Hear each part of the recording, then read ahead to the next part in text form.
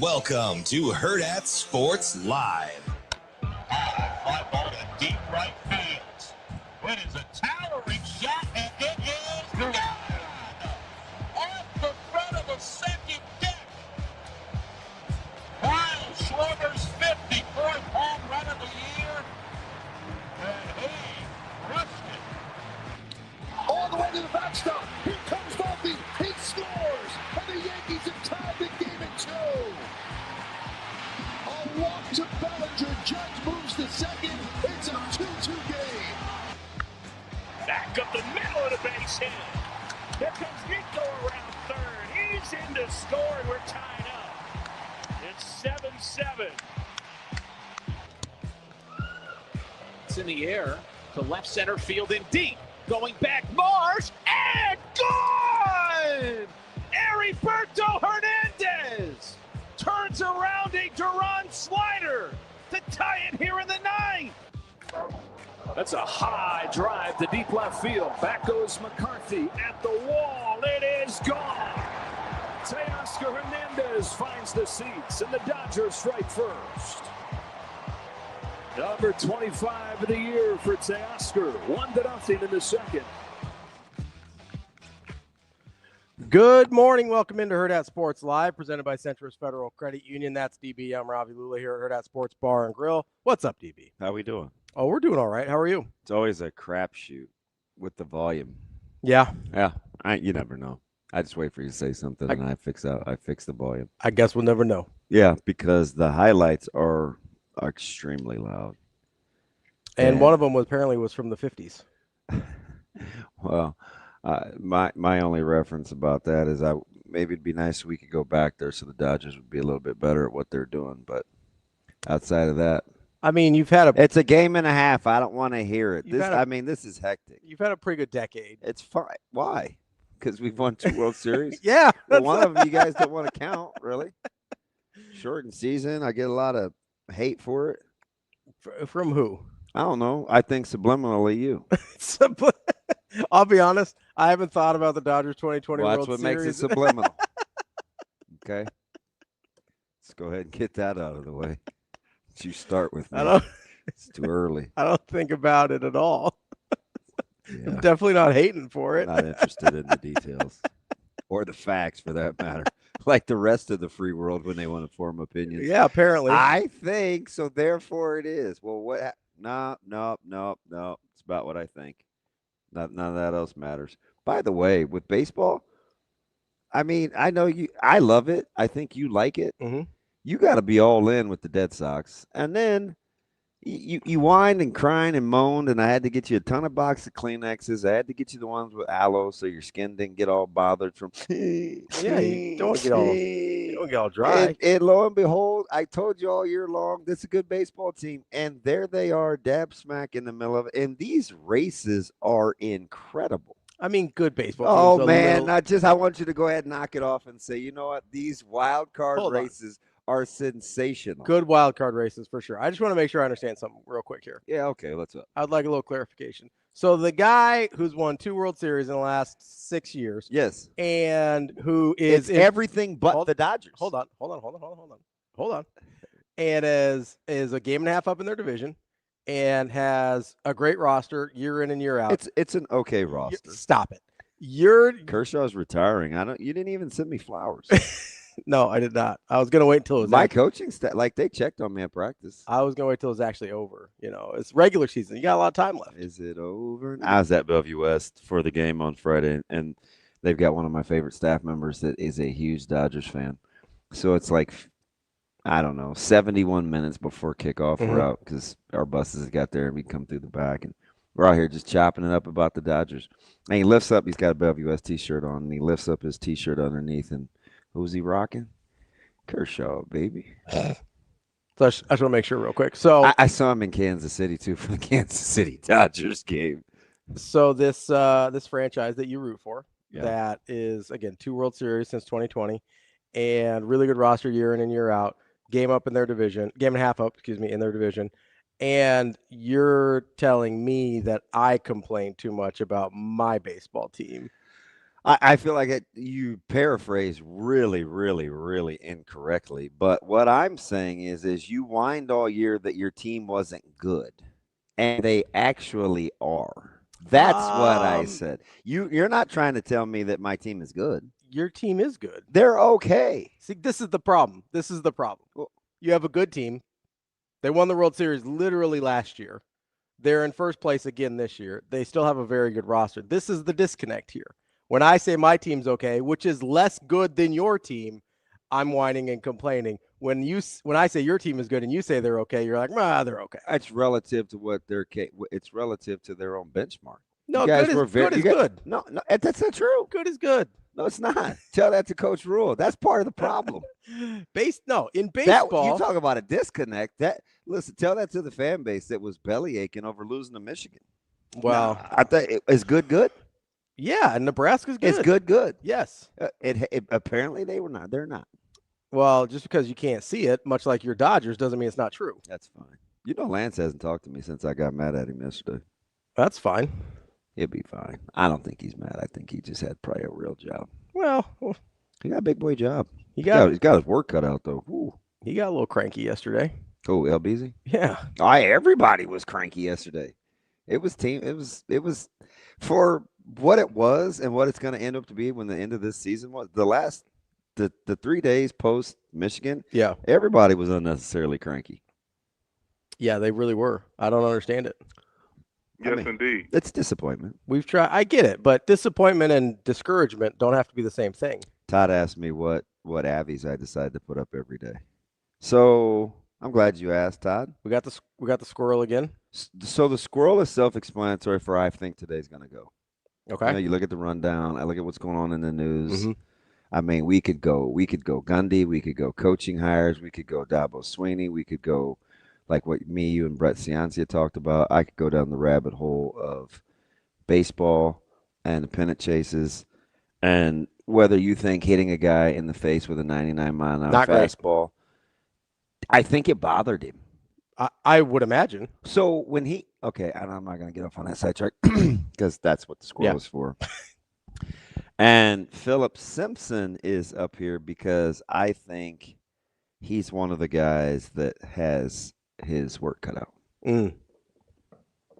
I would agree. So I am channeling my subliminal positive vibes to Philip Simpson, Coach Simpson, because he'll be one of those guys that during this bye week, I think I got some. He parts his parts, pieces parts. This will be a fantastic week. I wish I could just be there. And I'm sending texts at 4 a.m. I didn't start it, so don't. I did not start it. It's funny. I woke up and reciprocated. I would love to be a fly on the wall on how this week is going. Are you mad because the camera's fuzzy? Yeah, no, I think it's fine. I'm just gonna need you to dial in. I don't really care what we look like, and I don't think you should either. Well, the rest of the free world, including our listeners, do. So are they like, oh my God, you guys look fuzzy? Yeah. Are they? Yeah, that's why I'm looking at it. It looks fine to me. I don't know. Who said that? TK. What'd he say? He said the camera is incredibly fuzzy. Oh. Literally the exact thing that you heard. I can't tell. See, on my screen, it looks normal. So until somebody says something, I don't know. I'm embarrassed. I guess he did say that. Shane, I know that he said it now. You don't need to bold it. I'm well aware now. Wow. I feel like I'm on delay. I am fuzzy. Ridiculous. It looks like there's a... Exactly. Amazing Daniel. Why is Dark hearing now? Wait, why is he Amazing Dan 1 now? No, it's the apostrophe. Remember he changed it like a week that's ago? right. I don't remember why. That's how good my eyesight is. I couldn't even tell. I can't even believe I just did that. He said exactly what you said. You're like, what are they saying? It's fuzzy. He's like, yes, they are. I can't read. It's all right. It looks fine on my screen. I can't tell until somebody tells me. Mine is absolutely well. awful. What I figured out happened here is somebody didn't plug the wall back into the router, so that's always fun. I appreciate that when that happens. Yeah. Well, who was here? You're a big wrist slap guy. I don't know. Whose wrist can you slap? I'll do it as soon as I find out. You know, I don't have any problems with that. No, quite the tirade. I love how you light up my Twitter timeline too. It doesn't even have anything to really do with. I didn't even do it that time. And you just get this thing on Scorchy. That wasn't even really a tirade. I thought that was pretty innocuous. So people kind of took it for their own thing, like you said. They're gosh. like in their feels, and I don't get. Like I really don't. I genuinely don't understand it. Could you like where? How about? Shane, was it Lonesome Dove? I almost said was Dovetails a show. Lonesome Dove was the name of the show. Is that correct, Ping? There was a Lonesome Dove there's also miniseries. There's also DuckTales. That's a different thing. I was going to do the Ducks, but I'm not. DuckTales. Oh, yeah, they came on at 3:30 when I got home from school from Lower Dodge. Oh, big DuckTales guy. I was not rocking with DuckTales. All right, well. He said, "What's up, DB? You eat any salmonella shrimp lately?" I can't believe how you got everybody on this. What I do? No, yeah. You mean I'm not interested in salmonella. That I don't even believe your name is Juan. So why am I even bothering? You don't think his name's Juan? No. Why not? Juan? That's a name. You know that, right? Well, I know a couple of Juans. I would say, don't you have a Juan that lives down the street from you? Wow. No. I thought you did. Since when do you confuse Lupe and Juan? Wow. I wonder what those two things have in common that I may have confused. It's the U. Not a lot of U's in names. Hey, so Don Juan. Some of his boys and the fam went to the Big Red Brunch. Yeah. And I got to bring guests because I was emceeing it for the World Herald. And when he sent me the name, Shane, do you know what the name that Lupe sent in? What did he send in? He sent in Lupe Fiasco. Oh, wow. So I sent it to Severe, and he go to get to Andrew to put the names on the list, and he goes, "There's no way it's these guys' real names." And I go, "No, seriously, it is. Just no, it's actually Lupe Fiasco. Obviously, get him in." Big Lupe fan, actually. No, he's one of the cool. I'm telling you, man. Lupe's like that cool grandpa too. Yeah. Oh, is he older? Yeah. Oh, I didn't realize that. Yeah, I would guess. Now he's yoked, so I have to be careful here. I would guess Lupe is probably 66. He's the one that works at a school? No. Lupe has a Raiders tattoo. He has the 80-pound sand punching bag in his garage. Oh, nice. He has the meticulous yard. He told me about I don't have problems with crabgrass. You know what I do with crabgrass? I was like, well, damn, Lupe, why didn't you tell me sooner? Lupe helps me with my Christmas lights. Okay. He sounds a lot like me. A Raider tattoo, pretty ripped. No, Lupe would stomp a mud hole in you, Shane. I got the 80-pound bag in the garage. You're always a little. You barely weigh. I was gonna pounds. say you shouldn't have a heavy bag heavier than you are, Shane. You're always pretty careful with me because you don't know where to go. No, remember, and the grandbabies, like they'll ride their vehicles through the neighborhood, and their helmets have the mohawks. Oh, okay, yeah. Yeah, he can whistle, and they can stop. For some reason, I go, and they're like. For some reason, I was picturing Lupe as like my age.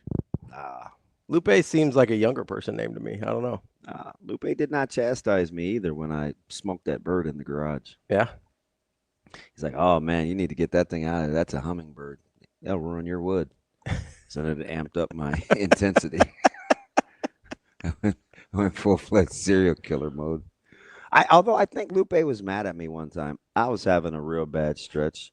So it's during the 4th of July, and I was super crabby, and I think he wanted me to like come out on the corner for the 4th of July, and I was like, nah. I don't think I elaborated. I was just like, nah, I'm good. Nah. So like 2 months later, like this was just like a month ago. He goes, hey man, why didn't you come out for the 4th? I was like, damn, that was 2 months ago, man. Sitting on it. Yeah, like Am Banks.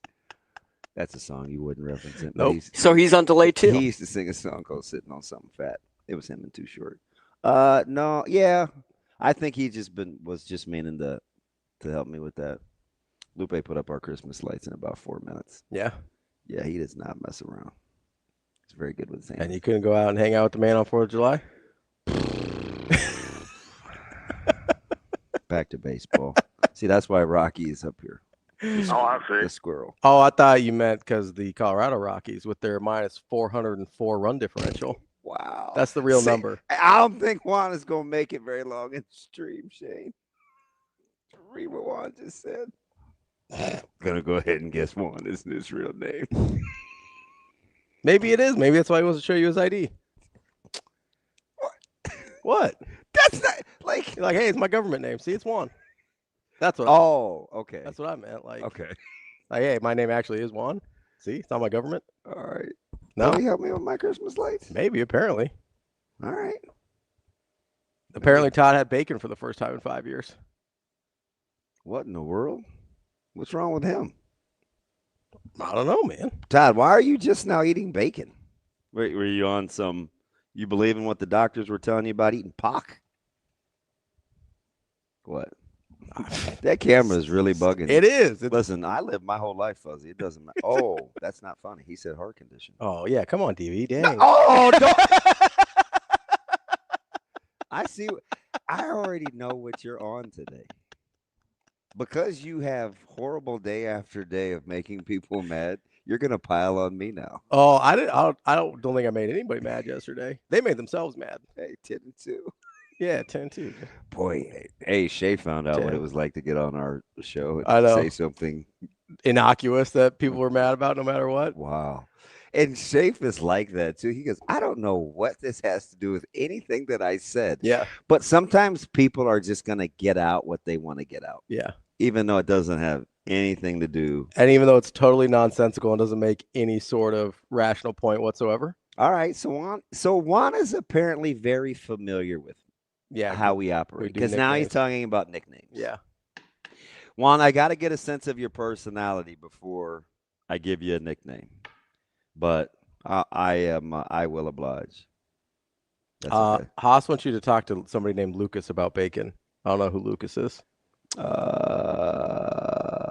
you need to have a conversation with Lucas about bacon. LOL. Well, there's a couple things. I'm supposed to be going to lunch with Mike Lucas. Lucas Oil Stadium? Lucas may be somebody Haas knows. I have to ponder that. There's a lot happening. You don't have a bacon guy named Lucas? No, my bacon guy is Jace or Johnny. TK is asking what people were mad about Shafe about. Oh man, tell him to hit that tell him to hit that timeline. Yeah, so we I'm trying to remember what set it off, what the actual original clip was. Like Jada Pinkett and Queen Latifah? Set it off? And Vivica Fox. You big Vivica A. Fox guy? Like 25 years ago, did not age well. Back in the day? Too many doctors. She pulled a Lil' Kim. Unlike you, some people do think doctors are important. No, but like they were getting things fixed, and then it just they started looking like Carrot Top. Back in the day. Carrot Top's had a rough go of things.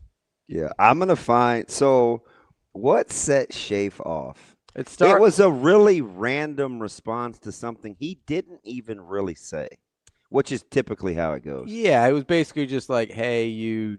Oh, no one predicted Nebraska. All right, so here's the deal. Yeah. So Shafe said this. Let's just start this over. So Shafe goes. It's the clip we played from Hurrdat. Mm-hmm. So if you are upset today or Monday. People that are like claiming that you're trying to gaslight them into thinking that this is a good football team. And that's not my job. I mean, you can have any opinion you want on this football team. That's yours to have. And you can go in with any perception you have. I just try to explain to people what I'm seeing, what I'm thinking, what I'm feeling, what I'm hearing, and all of that. And so coming into last week, like I thought it was a big game. I thought it was a great opportunity. I thought it set well on the schedule for Nebraska. I didn't think Michigan was a version of itself that came here in 2023. And I thought Nebraska had the opportunity to get a really big win. They didn't do it. But I also last week recall saying like, hey, the season doesn't end if they lose on Saturday. Like there's that, right? And one of the immediate responses was this guy wasn't even a fan, so it shouldn't have counted. But he goes, God, these are all out of order now. So this is like terrible radio. But anybody, so GBR, he started it. Yeah, by saying we're just going to act like we're just going to ignore the fact Nebraska is 58-37 at home since joining the Big Ten, 4-17 against top 25 opponents in the same span at home. And to top it off, Michigan was, this is the part that was really, really stupid. And to top it off, no, I mean, it is. This is nonsensical. And to top it off, Michigan was only at 30 to 40% strength, and Nebraska still couldn't handle them at home. God, we love losing. And my response to him was, that's a heck of a summation. Yes. And because he took that, he just wanted to get that off his chest. Yeah. Had nothing to do with whether it was accurate or not. Had nothing to do with the game. I was just messing with it. Yes. Which you do a lot.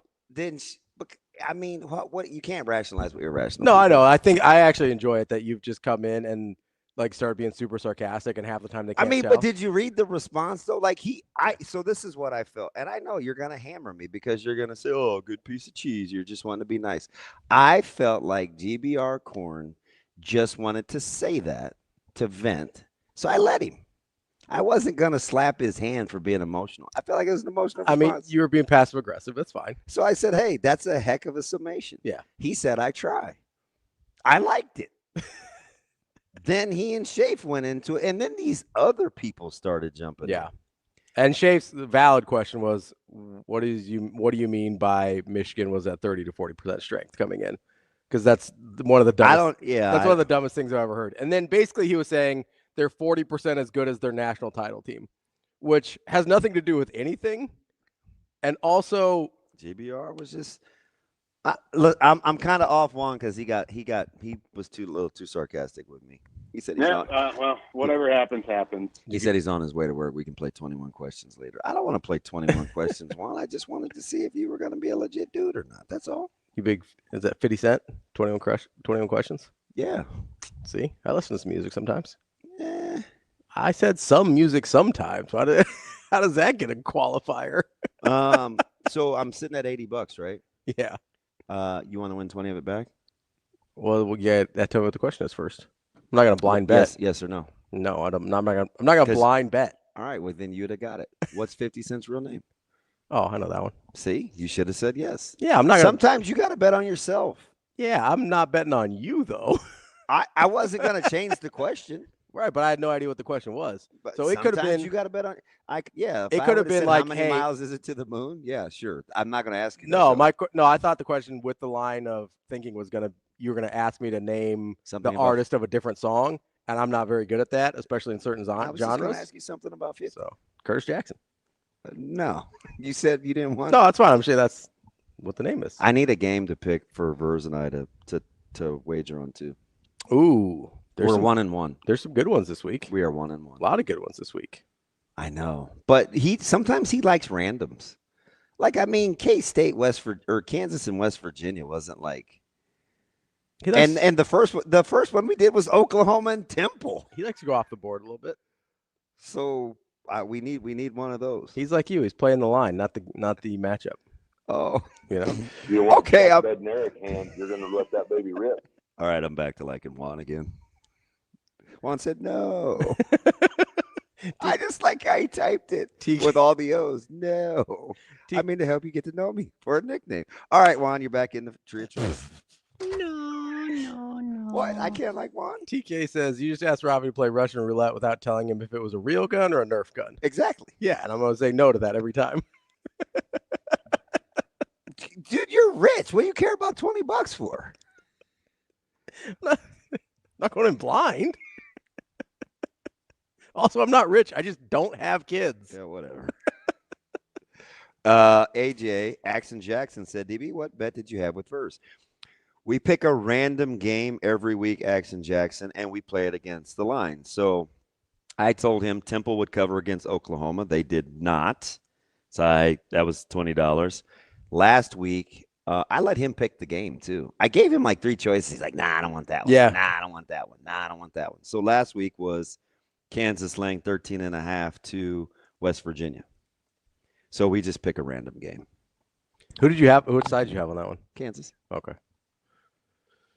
Yeah, free DB. You think you're going to, I don't know, make him pick a good game this week. No, he doesn't. Okay. I'm not going to speak for him because then he'll do just the opposite. I know. That's how you got to Jedi mind trick him into it. You know which one? You know what I want to take? You want to take Virginia. I'm not going to speak for him. Let's just pass on how he feels about the coaches. I want to take Kansas State UCF. So I didn't realize he had beef with Chris Kleiman. That's weird. He's upset with Connor Riley that he left K-State to go to Dallas. Oh, yeah, that's tough.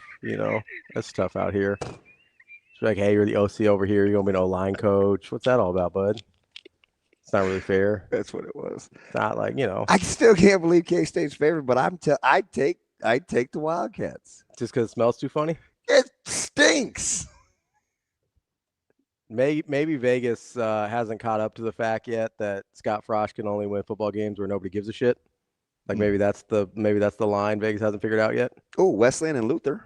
What's the total? I'd like a total in that game. Ooh, no, is that Wesleyan or Northwestern? Like Northwestern College? Oh, it might be because that is the league. Yep. Right. Yep. You're right. Big Red Raiders guy.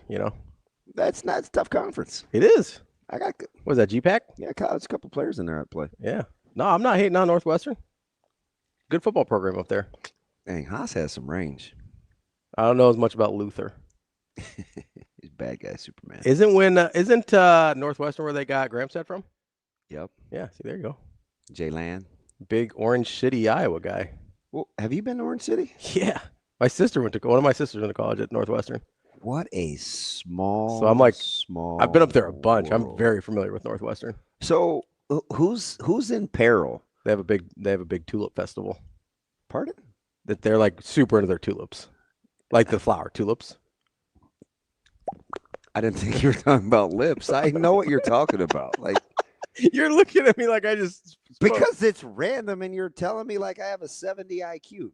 No disrespect to anybody that has a 70 IQ, but like, why did you tell me for tulips? Because you got to see the face you're giving me. No, I can't. It's the camera's blurry. Oh, it's fuzzy. That's the problem. Yeah, fuzzy. Yeah, the face you gave me was like, I have never heard that. Also, sometimes I think I say things that sound normal, and much like the we have a defense Jen situation. Did you see that commercial? I did not. Much like the Jen situation, other people hear me say something and it doesn't sound that way in my head. Yeah, because I was saying it correctly, Jen and Jen. So I didn't know if I had said something, because sometimes you like if I say like reparations, you're like, oh, that's not really how you say that, and I'm like, oh, okay. I understood tulips. Okay, well, I wasn't sure. You were looking at me in a way that I felt like I needed to say it again. No, I think that's just how you operate. But no, they have a big festival up there. It's illegal to pick tulips in Orange City, Iowa. Is that a blue law or like legit? It's like a ticket. You're not going to prison, but like they'll write you a ticket for it. Do you know what blue laws are? No, I don't. Oh, really? I really don't. Yeah, you're pretty smart. I have not heard that term before. I don't think. You could have just said yes or no, but you couldn't answer yes or no if you don't know what a blue law is. Yeah. Blue laws are like, Shane, you describe them as one of those innocuous laws that like is a law, but nobody really. It's like on the books from a long time really ago. knows. Yeah. It's like, hey, you're not allowed to tie your horse up on a Sunday. Yeah. You really can't pick a tulip. When my sister was up there, that was the law. I don't know if they've changed it since then. Yeah. But that was a real thing. Okay. Yeah. It does stink when you go up there, Terrence. You're not wrong. What does T-Mac know about? A lot of pig farms up there. Well, you have track up there, or like? What? I don't know. Maybe he has some players go up there. Some track athletes. He's not that old. I don't know if they've got track at Northwestern. That feels like one of those sports. Sometimes they kind of like geet to the side when money becomes an issue. He said it's Pella, Iowa, not Orange City for the Tulip Festival. They have one in Orange City too, Jay. I promise. I've been to it. These guys. Maybe it's the whole Iowa. It's our stream. It's the Dutch. Our stream needs a name. I mean, it's just menace after menace after menace. It's all the Dutch people that you can't say anything and be safe in the stream. No. There's like you got like a handful of nice diplomats. Everybody else, it's like orcas and great whites. I just like Jack out here is like, hey, who so Jack's all business. Yeah, he's like, who's Oklahoma State gonna hire? Listen, Jack's like, man, enough of this nonsense. I'm actually, can I be honest? I'm really disappointed in Shane today. Why? You're disappointed in him 4 out of the 5 days. That's not true. Just today. we'll see what tomorrow brings. But be reasonable.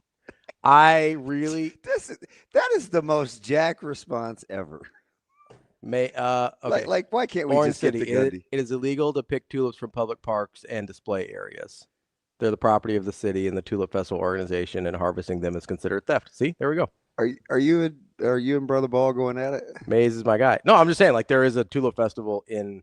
It's not like Pella has a copyright on Tulip Festivals. Here we go. Where they're like, hey, only. I actually think it's a Dutch thing. It's like me, you and Tom, or it's like me and Tom yesterday. I haven't seen Tom since. Tom, okay? I don't know. I am not. Fornelli, because I've been crushing him for about the other Tom. Oh, okay. The other Tom that said that I was chastising all fans, and I was like, no, just you, bud. No, listen. Yesterday was not a good day for comprehension.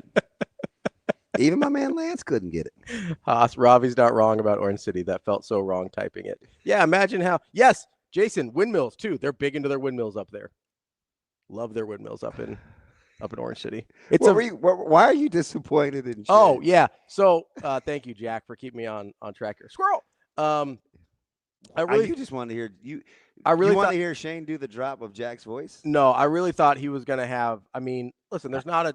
I get that the baseball races are great, but they are outside of baseball. There's not a ton going on yesterday in the sports world locally. I just mean nationally for games. Johnny Mateer. Yeah, there was. I don't think there was. Who drafted Mateer? Probably a call on that one. Who had Mateer? I don't know. Rico, can you look up who had Mateer? I was just going to say that I was really disappointed we didn't have Mike Gundy drops in the open. Yeah. It felt like there was an opportunity there for. I'm a man. See? I'm 40. And he's got him right there, and he didn't even put him in the open. I'm a Donkey Kong guy. So my man said it's like arguing with your spouse. You're the man and you're right, but even though you're right, you're wrong. I'm like, you don't want your job. Come after me. So that's what I was saying about, like, you legitimately want out. Yeah. Like, what are you doing? Yeah. And I am a vacuum and full, and I am a bathroom clean and full. Like, well, you can. I mean, you can say anything. Yeah. How can you not? Except acetaminophen, but anything else you can say. It's just crazy how you can't just. Like, what was he trying to do? And I asked Brett. And I don't know where I thought that was going because Brett, we're just capping games and talking college football. But I was like, who's having a worse week of pressers, Sweeney or Gundy? So that's what I was going to say. And we kind of got sidetracked on, which I know is shocking. But when we were talking to Brett, once you kind of get to the point that Dabo got to this week, you generally that's over. You can't. It's over. You typically don't come back. And here's the crazy thing about because mentally they've got to a place where they're done. Listen. Yeah. So here's the thing, and you're right. We didn't go deep, but he's had 3 different messages 3 weeks in a row. Mm-hmm. He was on the offensive, will bounce back. Yep. This is Clemson to, do you know how much I've won here? Like, when you have to ask, do you know who I am? Yeah, you're cooked. He went to 7 out of 11. Then this week it was, I give everything I have for Clemson. Like, I'm like, wait a minute. The messages are all. It's the difference between 1 and 1 and 1 and 3. But I was kind of rocking with Brett when he said, you know what? I don't think he's prepared for this. I just know when you're a coach and you go to the place that Gundy or Dabo has gone in the last week or two. Kind of the sabotaging? Kind of the just almost daring them. Like, do you know who I am? Like, do you know how much I've won here? Or like well, he does have 10 of the 11 double-digit seasons. I understand that, but has that ever mattered? Like, when you start to lose, has it ever mattered? Like, it's what have you done for me lately? That's not true. It's almost never. It's not. It's almost never. It's really not true at all, Shane. It is true. Tell him again. That ain't true. It's not. Talking about a kid, get everything right. No, like once you get to a certain point. That's not true. Yeah, it is. It doesn't matter. Like, you know this. Once you get to a certain point, it doesn't matter how much you've won. If it's been long enough and you start losing, they don't care the history. I was talking 2 years ago about Iowa freaking State. Not exactly a football juggernaut or blue blood. And their fans are starting to talk about getting rid of Matt Campbell. Yeah, that was another classic league. Because they go 7-6 2 years in a row. And I'm like, I'm sorry. You're Iowa State, and this is by far the best coach you have ever had. And there's not even a discussion here. You could go by wins. You could go by rankings. You can go by any metric you want. Matt Campbell's the best coach you've had there by a mile. You haven't even started to regress to where you were, and you're talking about we might need to move on. Memories are short here, man. Like, I told you, Cignetti screwed it up for everyone. He did. Yeah. He did. Cignetti came up on Big Red wrap-up last night. All right, that's the impact that old Kurt is having. Number 1 out of 126. Not a fan. Hey. Not a fan. Shade, what would Kurt tell Ravi, considering he's not a fan of old Coach Cignetti? Next question. That's fine. I don't have any questions for him. It's pretty simple. I win. I know how the internet works, Coach. You can. Oh, man said it's pretty good. It's pretty good, huh? You can win and still be a ginormous jackwagon. Not bad. Go look at UConn. They got one right up there. 10-0. And what did he say after that? It's pretty good, huh? Went to bed, woke up, played 3:30, kicked their ass. What happened after the 10-0, Coach? What happened there? Best season in Indiana history. That's what happened. That's terrific. That's how many people in the last 2 weeks have Googled or researched Kurt Cignetti's buyout from the newly signed deal? Oh, I bet a lot. Hundreds. Florida's Googling. Clemson's Googling. Googling. It's pretty simple. Oklahoma State, probably not Googling. Oh, shoot. Although now Nebraska fans, with the offense that I was told wasn't that good, are now worried that Dana Holgorsen's leaving for Oklahoma State. So I'm not particularly worried about that. You can't help yourself. I really cannot. I'm not too worried about it. I get the sense that Dana doesn't really want to be a head ball coach anymore. That's the sense I get. Also, I think maybe we invest too much in him coaching there for like 3 seasons 15 years ago, but maybe, I don't know. Anytime there's a connection to anybody, we're like, hey. Haas, I'm not one of those guys that hates Cignetti. I think Ravi doesn't like Cignetti because we had only seen Cignetti for 4 minutes. Nobody was at Lucas Oil. Mm-hmm. And Ravi feels like trash. And I come over and I said, you have got to come hear this guy. He's not even on the panel yet. He's having side discussions. It's 9 a.m. And I was captivated. I went over to Adam Rittenberg because there were only 2 guys over there. Yeah. And how many people were at Lucas Oil at that time? Maybe like 10 in the whole place. Okay. And Cignetti, it's early. It's early, man. Because our show had just ended, and I think Indiana was the first up. And he wasn't this up. Was actually, remember, during the show. I got up during the break. Oh, yeah. So he's over there talking to Adam Rittenberg, and I go, but was I hearing all that right? So that had my attention. Mm-hmm. Then he takes the podium, and I was like, oh, my God, this dude's going to steal the show. And I kept waiting for somebody else to top him, and I was like, nope. Yeah. So then what I do, I came back talking about Kurt Cignetti. I thought Deshaun Foster did his best to remind us that, Best season. That UCLA is in Los Angeles. That was helpful. Yeah, I feel like he topped him for different reasons. Yeah, I said this to, I don't know if it was a question through Big Red Wrap Up or Severe, or somebody asked me what it is about Cignetti, and it's his confidence. He only surrounds himself with people that think the same way he does. Mm-hmm. And if you don't think the same way he does, he makes you think the same way he does. They play with a supreme amount of confidence. They do. And he's a good coach, and I'm not going to, he's done an incredible job. I just still don't like him. Yeah. What are you going to do? Just because he's good at his job. When Hulkamania runs wild on you. No. Number 1 out of 126. I told you how he looked at me when I walked in the wrong room in Vegas. I was just going to grab a sandwich, and it was like the hospitality suite. And there's only 3 people in there, and it's all Indiana guys. And my man's getting ready to take a bite of the sandwich, and he's like, who you with? Gotta go. Yeah. Like, who you with? You're so petty. It did force me to read the sign. I was like, oh, shoot, where's Coach Rowe when I need him? I could walk in with him because it says in entourage. Can I be part of the entourage?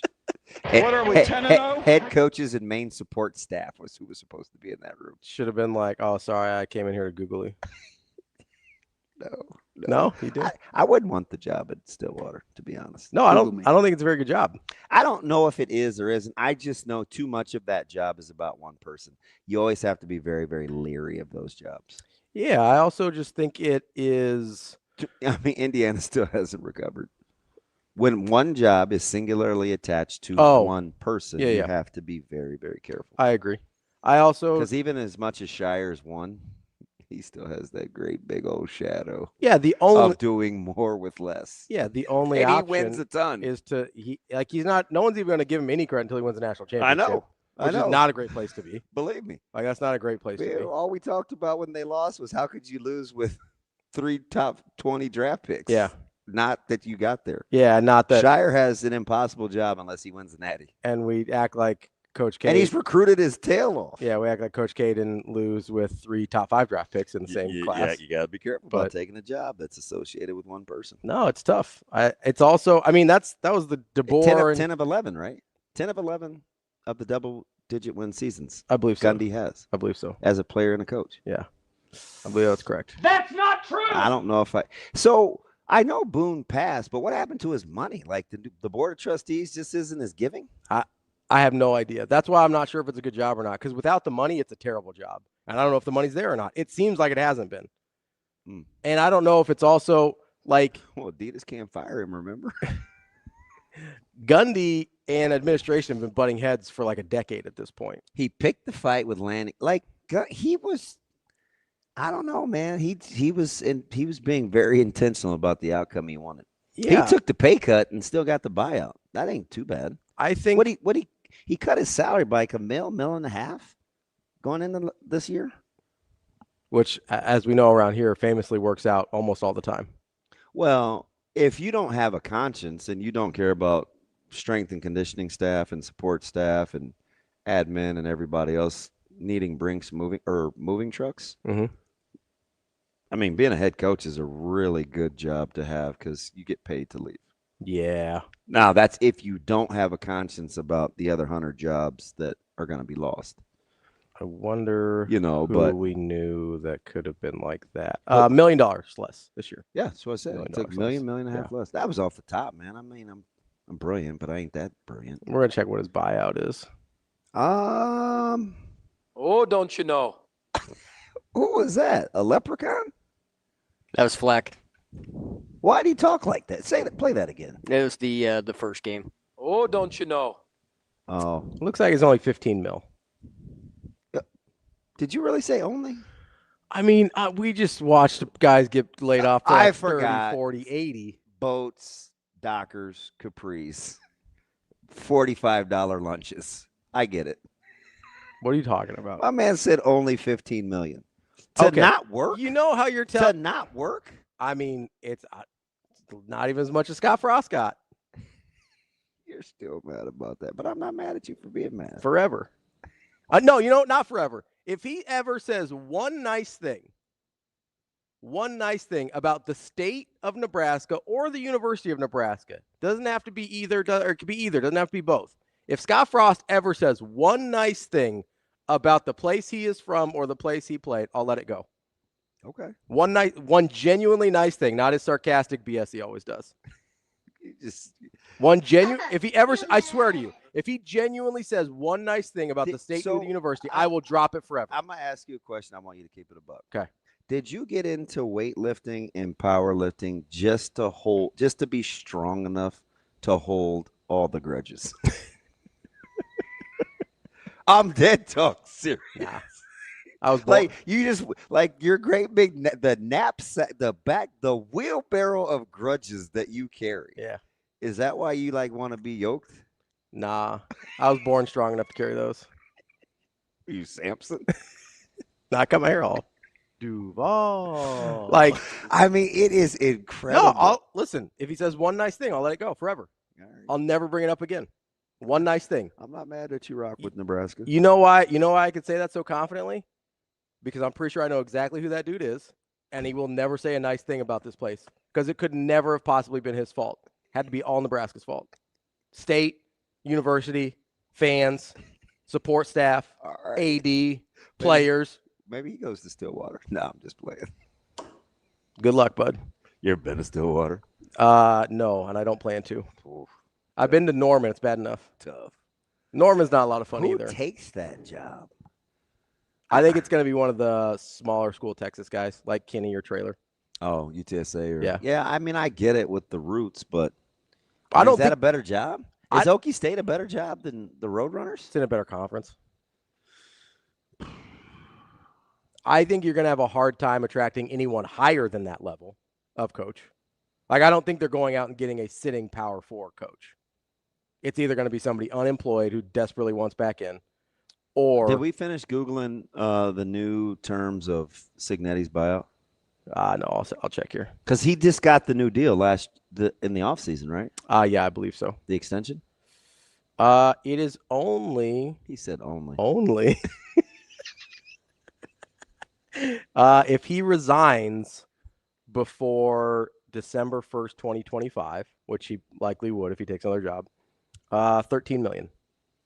Oh, God. So pretty reasonable for what the contract was. Cheap. Oh, so 15, I was doing too much. Now 13 is cheap. For a guy that's going to win no less than 20 games in 2 years. Yeah, I know. No, very reasonable number. That seems intentional on his part. If I had to be, what? Is it not? Anytime you see a buyout number that doesn't seem to match the contract, you're like, yeah, that's on purpose. Yeah. Right? Yeah. Like, my man's is, I don't think he's sticking around Bloomington forever. Watch Wild Wild West. He's a climber. Here we go. He's always has been, man. It's not that I don't like him as a person. Ain't no hill for a climber. I just don't like anything he says out loud. That's fine. I keep telling you about guys like that. It doesn't matter what we think. It's only the people that he's talking to. That's fine. So what does it matter if I hold a grudge? Doesn't bother him at all. Oh man, keep lifting. Just put it in my backpack. Keep actually, I'm not even holding a grudge on Cignetti yet. I'm going to wait until Scott Frost allows me to let go of his by saying one nice thing about Nebraska. Then I'll throw that one out. I'll put Cignetti in. What does Hurley have to do? Oh, he's in there forever. What about Dion? See, Dion's like, I'm not even sure Dion's in there anymore. Like, I don't love him, but I don't know. Church chat lady moment, isn't that special? I'm having a hard time mustering the vitriol for Dion lately. Really? Yeah. Are you growing up? No, absolutely not. Definitely not an option. So in certain cities that ain't. Hey. I don't like how he started. They got your boys this week, don't they? Doesn't BYU go He's to got Boulder? BYU. Yeah, they got BYU. I think it's at Colorado, I thought. Yeah, that's what I said, Boulder. Oh, yeah. Were you confusing it with someplace else? Yeah, Provo. Colorado Springs? Big Provo guy. Fort Collins? Greeley? Where? Love Greeley. That Aurora. Greeley has Colorado. There's college in Greeley. They're blue and gold. I can see them in my head. I can see them in my head. Greeley, Colorado. We're going to find out. Come on, man. My brother went there. They party a ton. Northern Colorado? Yeah. There you go. Are they blue and gold? Well, I don't know. Yeah, I'm not. Don't. It's fine. I tested your old Google schools. It's fine. Rico's calling me. I think we might need to take a break. All right, we'll take a break. All right, that's DP. I'm Ravi. Let's Hurrdat Sports Live.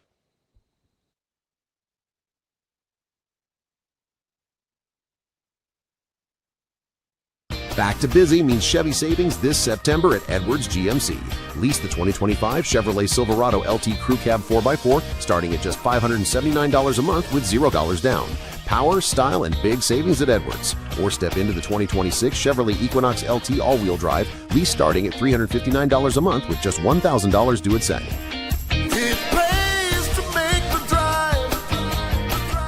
It pays to make the drive to Edwards Chevrolet Buick GMC Cadillac.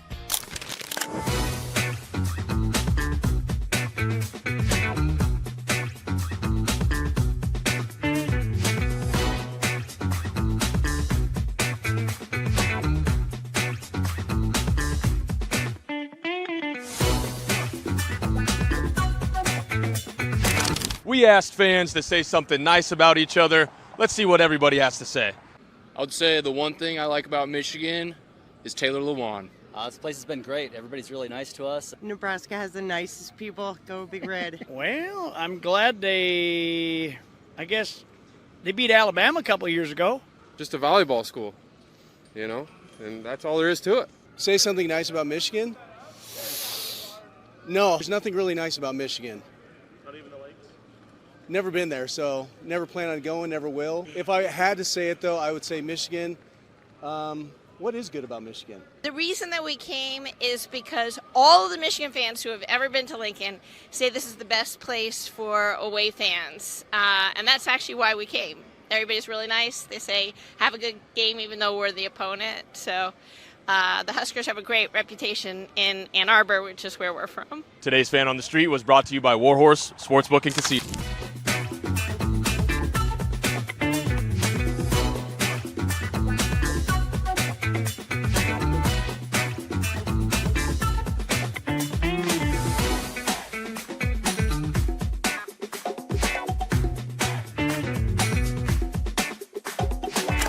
Welcome back to a special edition here of Hurrdat Sports Live. I'm here with Alexis Boulos, the general manager of Union Omaha. Alexis, how are you today? I'm doing great. How are you? I'm doing pretty good. I'm excited to talk to you. We've got heading towards the home stretch of your season here. It was kind of funny, though. We were talking beforehand. Your life basically looks the same regardless, right? Like you're busy all the time, in season, out of season, game day, match day, whatever. It's all the same. Correct. It just as I mentioned, it just so happens. Oh, it's a Wednesday night. We have a match tonight. Or oh, it's Sunday. I guess I need to go into the office because we have a match today. Yeah, so it's been a busy season for you guys. Very busy. Lots going on. You had a manager change mid-season. You bring on Jamie Henderson, who we talked to a couple weeks ago, as your first ever scouting director, right? Sporting director. Sporting director. Yep. I forget some of the soccer titles. I know. Well, he was a scout. He was a scout in Atlanta. That's right. I get it. Yep.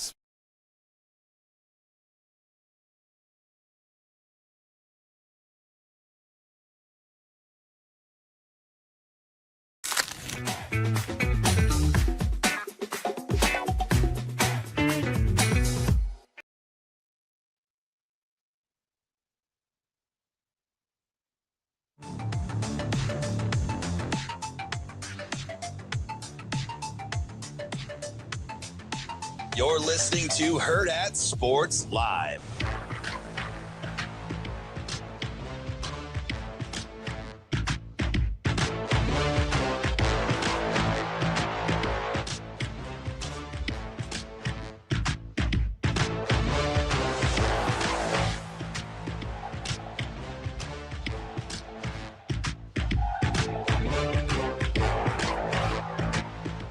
Welcome back, Hurrdat Sports Live, presented by Centris Federal Credit Union. That's DB. I'm Ravi Lulla here at Hurrdat Sports Bar and Grill, reminding you, if you're on the roads this morning, keep those eyes up and those phones down. Don't get distracted. You've got one job as a driver, that is to drive. Don't get distracted. This message from the NDOT Highway Safety Office. We got people talking about buyouts in the chat here.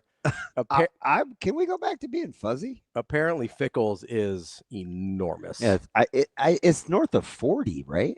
And that's that first. I could be off. I should. Todd said 80% of his annual salary of what's left. So, I think it's north of 40. So by the season's end, looks like 31.5. That's a lot. Who's cutting that check? Are they still trying to find the Asian billionaire? Yeah, I think so. You hear that? Hey, Barstool Big Cat is going to try and get in touch with the Asian billionaire so they can get more money. Yeah, I just like how somebody was like, you don't think that anybody at Wisconsin before like, hey, we should try and get money from our billionaire alum? Were you not here in 07? Were you not here in 07? No, I was. You remember the popular rhetoric? Yeah. Why can't we just call Buffett? Can we get Warren involved? Oh my God. Warren has a lot of money. I'm like, what are we doing? Can you just buy him out? Don't matter to me. What up, Shador? I think Mitch said, and we're going to talk to Mitch today at 9. Is Mitch today? I think so. We got Mitch today, right, Shane? That is correct. Look at that. He just answered the question immediately. Wow, no him hauling around. Incredible. There's no failure in sports. I like that he's started to figure it out after he missed on Gundy this morning. Why So don't question. It's not me, sadly. Why you're not selling enough eggs? Yeah, I don't know that. I believe his last name Once is. upon a time, people were stealing eggs. I think his last name is Huang. Is the Wisconsin billionaire? I don't think he made his billion selling eggs. Huh. Someone has, I'm sure. Amazing Daniel says Warren Buffett famously casual with his cash. Yep.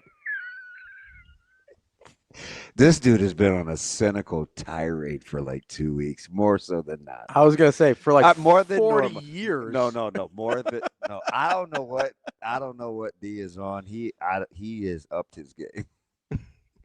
I mean, everything gets snark now. It's not like me. Yesterday was like opposite. That you could have said anything, and he was going to say something to the contrary.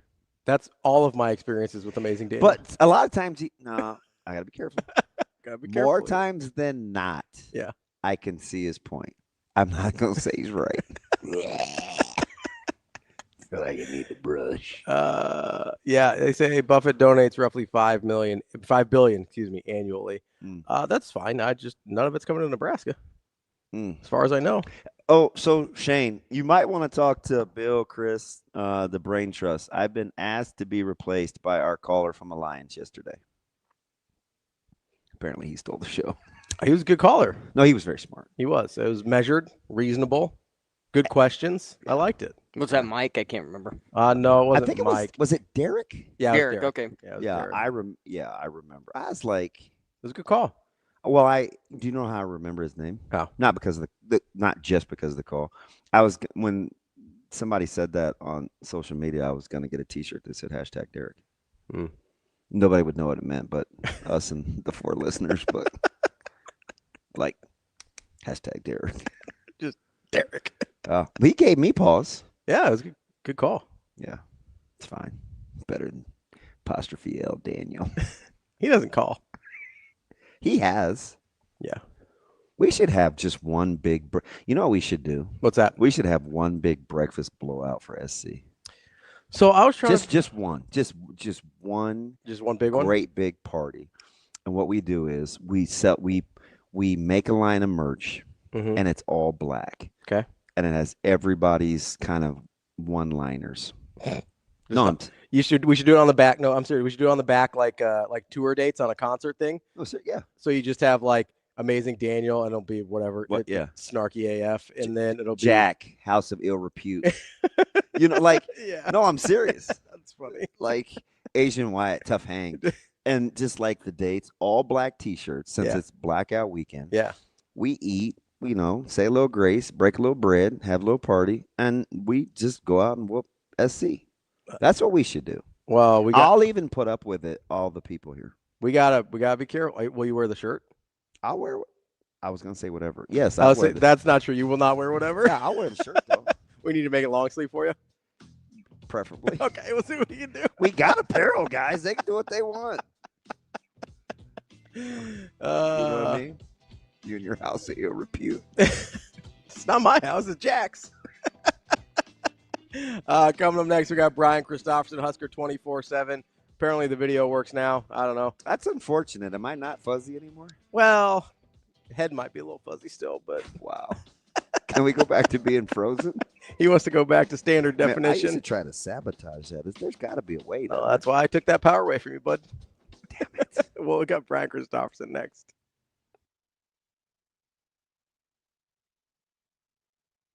Who is Nebraska volleyball's biggest rival?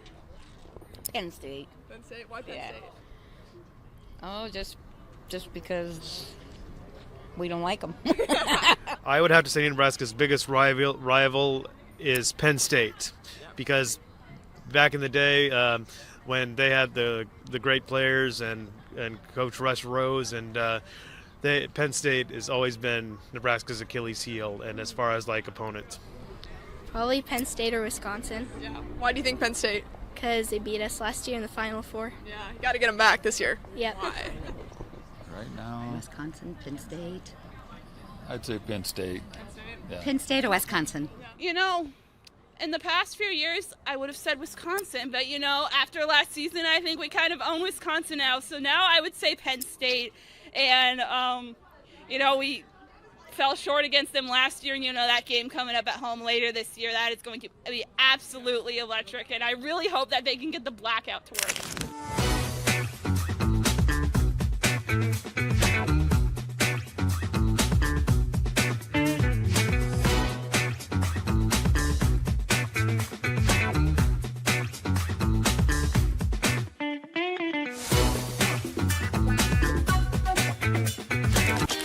This September at Edwards Hyundai, lease the 2025 Hyundai Tucson SE all-wheel drive, starting at just $249 a month. Style, tech, and value that makes getting back to busy easier. Or upgrade to luxury SUV comfort with the 2025 Hyundai Santa Fe Calligraphy. Take $7,000 off MSRP on every remaining model in stock. Big savings, but only while they last. Back to busy means more Hyundai savings this September at Edwards. It pays to make the drive to Edwards Hyundai in Council Bluffs.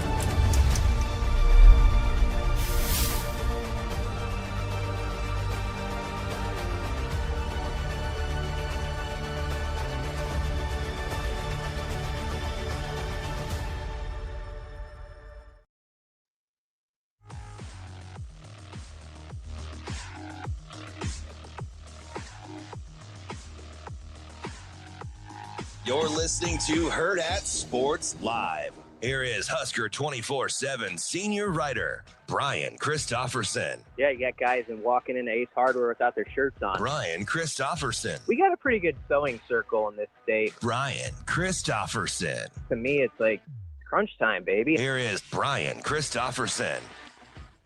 Welcome back, Hurrdat Sports Live, presented by Centris Federal Credit Union. That's DB. I'm Ravi Lulla here at Hurrdat Sports Bar and Grill. We are joined now by Brian Christopherson, Husker 24/7. BC, what's going on, bud? I'm doing well. How are you guys?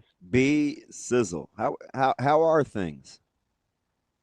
I'm all right. I mean, I don't have the stress of my baseball team having anything important this week, and so that's actually, I guess, like kind of a weight off your shoulders. How would you like to be Mike J. Schaefer, where you thought, yeah, I can't wait for this offseason. You know, I get to look. Wait a minute. Playoffs. Playoffs? Like, just all of the sudden, what in the world do you think Detroit is doing? I don't know. They did that once, like 15 to 20 years ago, too, with the Twins, where the Twins caught them in a similar situation. But this it's shaping up as one of the more epic collapses, or if you want to call it a surge, if you're more positive thinking from Cleveland's end. Because I think I saw yesterday it was a 12.5 game deficit on August 23rd. Absolutely That's correct amazing. to the day. Yeah, it's unbelievable. Unbelievable. Amazing. So, yeah.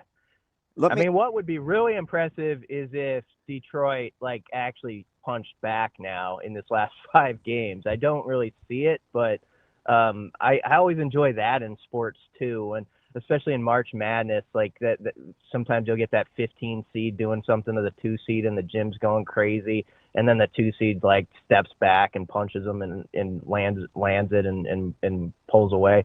So if Detroit did that, I would be similarly impressed. But I'm pulling for Schaef's Guards. Yeah, as long as Scooble's still bouncing 57-foot pitches and snapping balls between his legs like a long snapper, I think Guardians got a chance. Like, what? I don't know, man. I think it's so hard to quantify psyche and mindset, but Toronto, the Tigers are to the negative. Indiana, Hoosiers football is to the positive. Like, when you play with confidence or you don't, it's like you can see it right away. Yeah, Yeah, it's everything. Having that belief, having that success recently that you can use as a trampoline into what's next. You're like, we just did this, we're going to do it again, and it just builds on itself. It is amazing how it works in sports. It's actually kind of amazing too how it sometimes is like either a gray cloud or a bit of positivity over certain sports towns. Like there's certain towns where there's an expectation something good is going to happen, and it kind of bleeds into the team. And then there's other towns where it's always thinking, sort of like it is up in Minnesota, that the other shoe's about to drop, and then it tends to happen. So that's I don't know. That's there's some deep psychology there that's beyond my brain. BC here for Carson Wentz. I think so. Now, so we're in a safe spot. B. We kind of warmed up to the whole friendship thing this morning. I think it's time to admit out loud why Nebraska really lost to Michigan on Saturday. Are you ready? I know what you're gonna say. Yeah, go. Yeah. Well, the whole routine was screwed up. The whole morning routine was screwed up. I normally, as I've explained before, just walk over. I say hello to BC. He's minding his own business. I ask where his guys are. He tells me they're down taking pictures. It's fine. We move on. He says, "Hey, have a good call." BC, would you like to share what was different about this week as Nebraska takes the L to Michigan? Yeah, those two a-holes were sitting there. You came over, and there they were. Bronson Schaefer sitting there twiddling their thumbs, and I could see it in your eyes. You're like, "Well, this is not good." You're feeling good about how this game was going to go, like all the build up to the week, and it's like, wait. You took like a step back. You were about to be like Homer Simpson in the one meme where you go back into the bushes. And I go, "What are you guys doing here?" And Schaefer like looks at me like I told him he was ugly or something. He's like, "I can't have this seat." Like, what are you guys doing here? You're not supposed to be here. And so I just wanted people to know what really happened with that game. The whole routine was shook. It's Husker 24/7's fault that we lost. It is Michigan. Absolutely Schaefer and Brunson's fault. Well, BC was trying. We were trying to replicate the whole mojo, and it was just off. I tried to. I threw you a have a good call at the very end, but you were already like around the corner.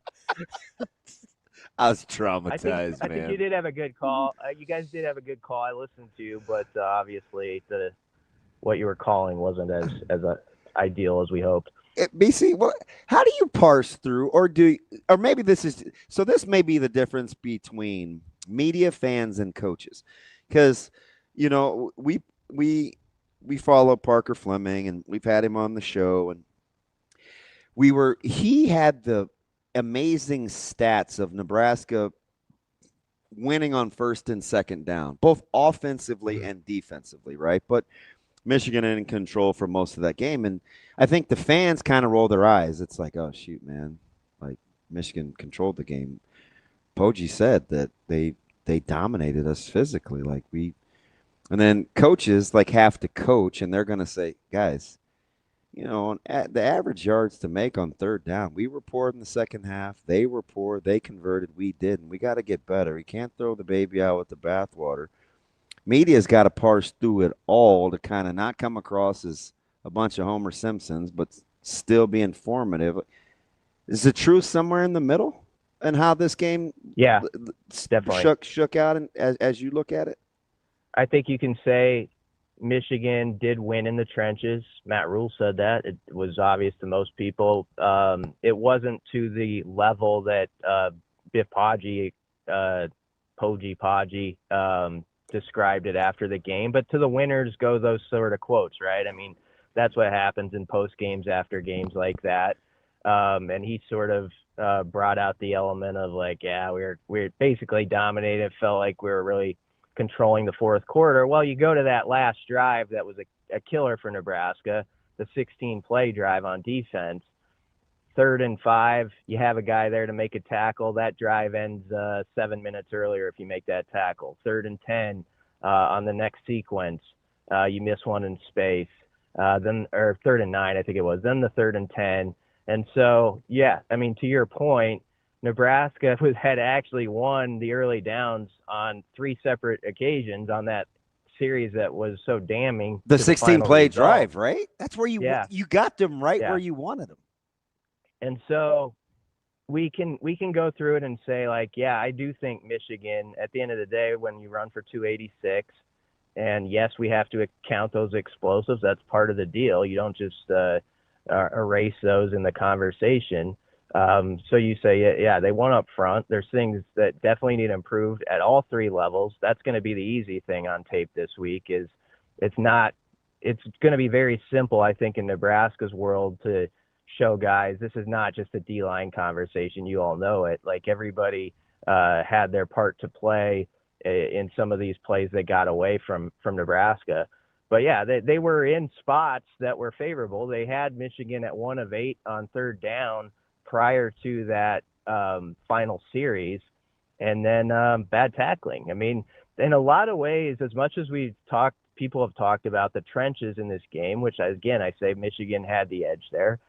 Michigan also won in space. They made plays where they made Nebraska miss tackles or they ran out of tackles, and Nebraska did not get out of many Michigan tackles. That was a good tackling team that put down plays in their spot a lot of times, and I think in a large part that was the difference as much as anything. Yeah, there's a whole correlation, and I'm the oldest, but there's a song called "Got You Where I Want You," and because I thought Nebraska a lot of times had Michigan right where they wanted them, but the irony of that song, that the group is the Flies, but the irony of that song is it's from a movie called Disturbing Behavior.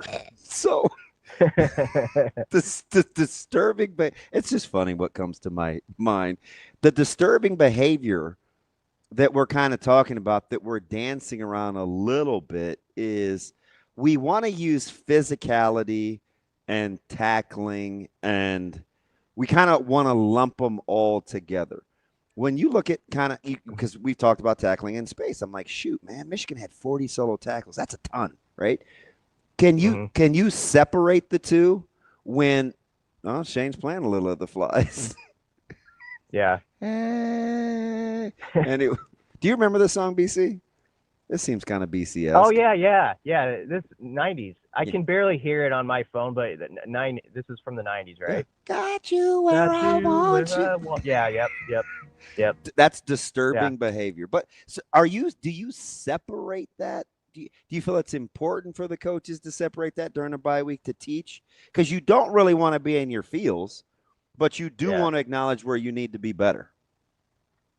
Yeah, I think you can separate those two things. That's going to be a big thing for this team, though, coming out of the bye is can they be that better tackling squad? We've talked about this all off season. I was ultra impressed by the 23 defense and how they tackled most of the year. And I guess the one thing that was a commonality or a vision in my head of that defense was how many hats were to the football and how many guys were there to clean stuff up, it felt like, on certain plays. It always felt like there was a lot of gang tackling, and if one guy missed, there was another guy to finish it off. I thought they took a little bit of a step back last year. We talked about that. And then so far this season, I think they're either neutral to last year or even a little behind last year. And so that's where you have to make up ground. And I do think there is a separation point, as you're saying, or as you're talking about there, with that and physical football. Like you do need your defensive linemen to get off blocks and get that pushback that I think has been lacking to some degree.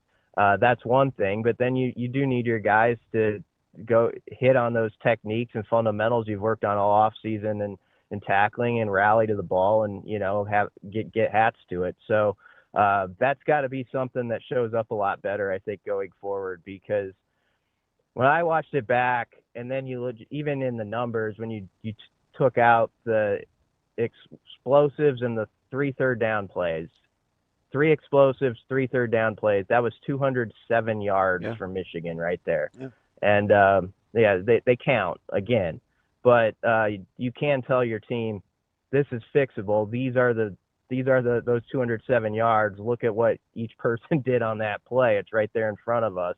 This can be fixed, but we got to put in the work and you got to make it happen, because you can't have too many of these weeks where afterwards you're saying, well, we stopped them on all but 2 plays, because that'll still get you in this league.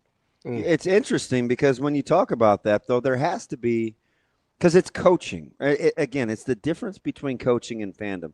You can't rest in it, but you also can't panic through it too, because you think getting Michigan off the field, they're only converting 33% of their third downs. They were 1 for their first 8, 0 for their first 6. You ran 22 more plays. You had the ball almost 8 more minutes. Like there has to be some fruit in that, doesn't there?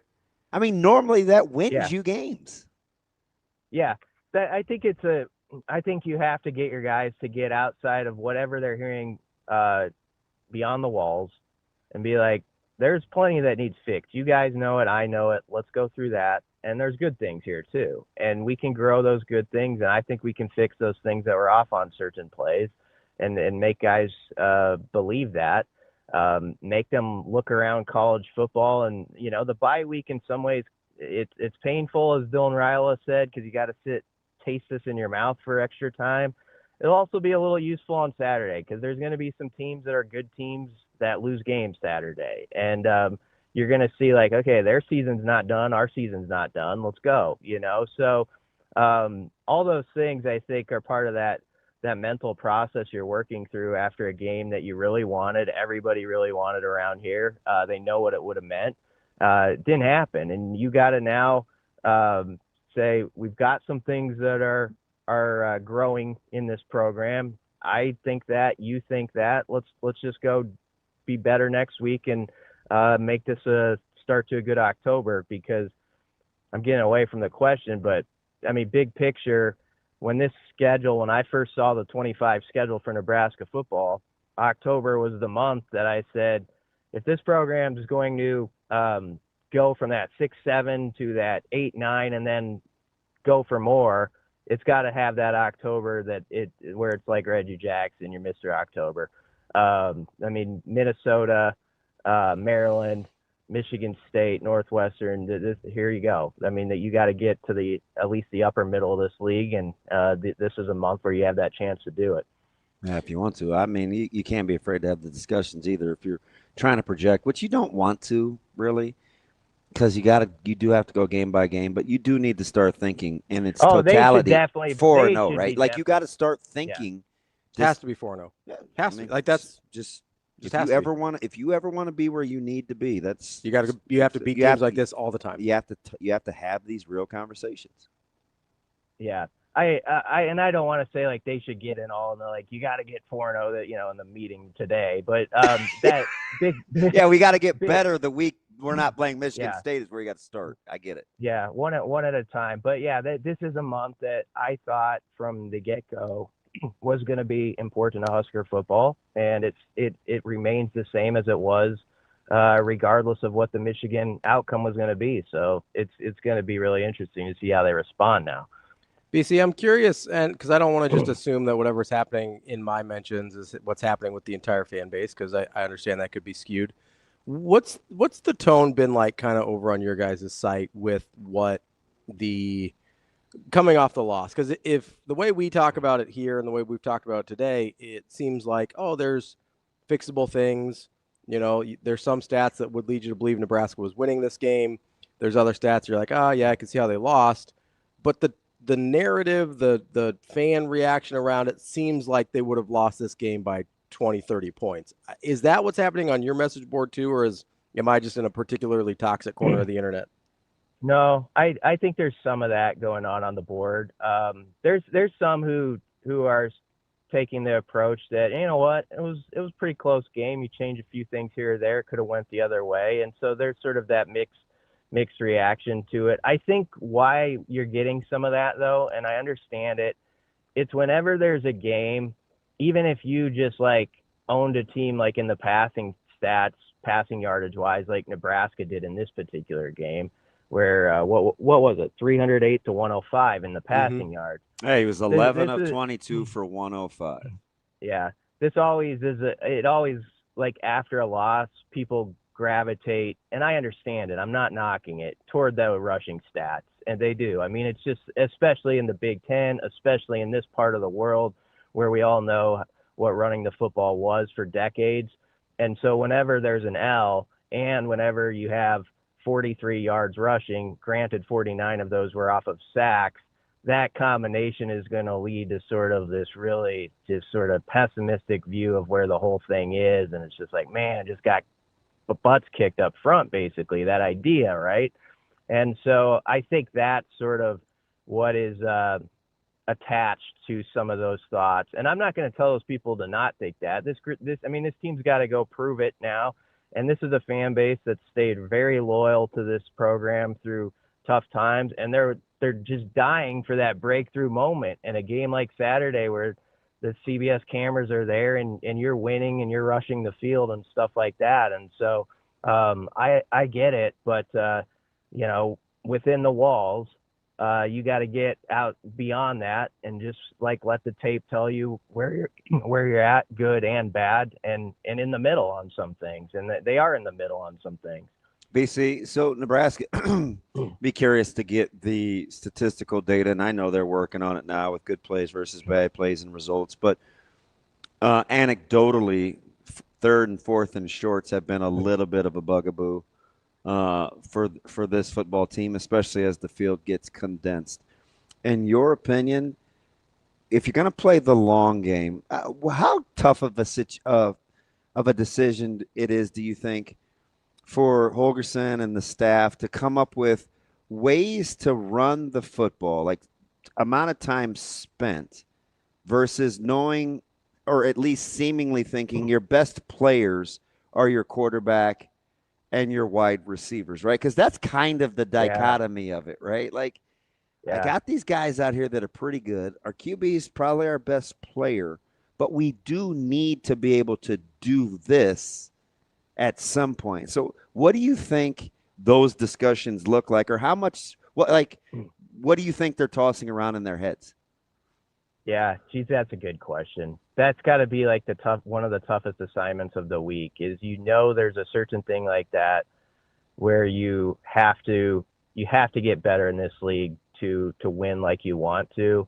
And yet what you're saying, it connects a little bit to how Matt Rule answered a question. He was sort of being asked about, in a way, like the run pass balance and the rushing yards. And he actually talked in his answer about a different kind of balance. He wasn't knocking that they needed to run for more yardage, but he was talking about we need to spread the ball around. And he kind of likes how they're spreading the ball around. And within that answer, it's hitting to what you're saying, is that Rule and the staff, they're like, when you look at the talent on this team, especially on the perimeter, wide receivers and stuff, you're like, that's where your best guys are. And so those are the guys you actually want to get the ball in those money situations. And maybe the stats are going to be more skewed that way. You got a quarterback you really like throwing the football, so maybe it's just going to be that way, and you got to lean a little bit more even into that. But there are those moments, like deep red zone in particular, I'm sure they're studying, like where are the missing marks here? How can it be fixed? Is it an easy fix?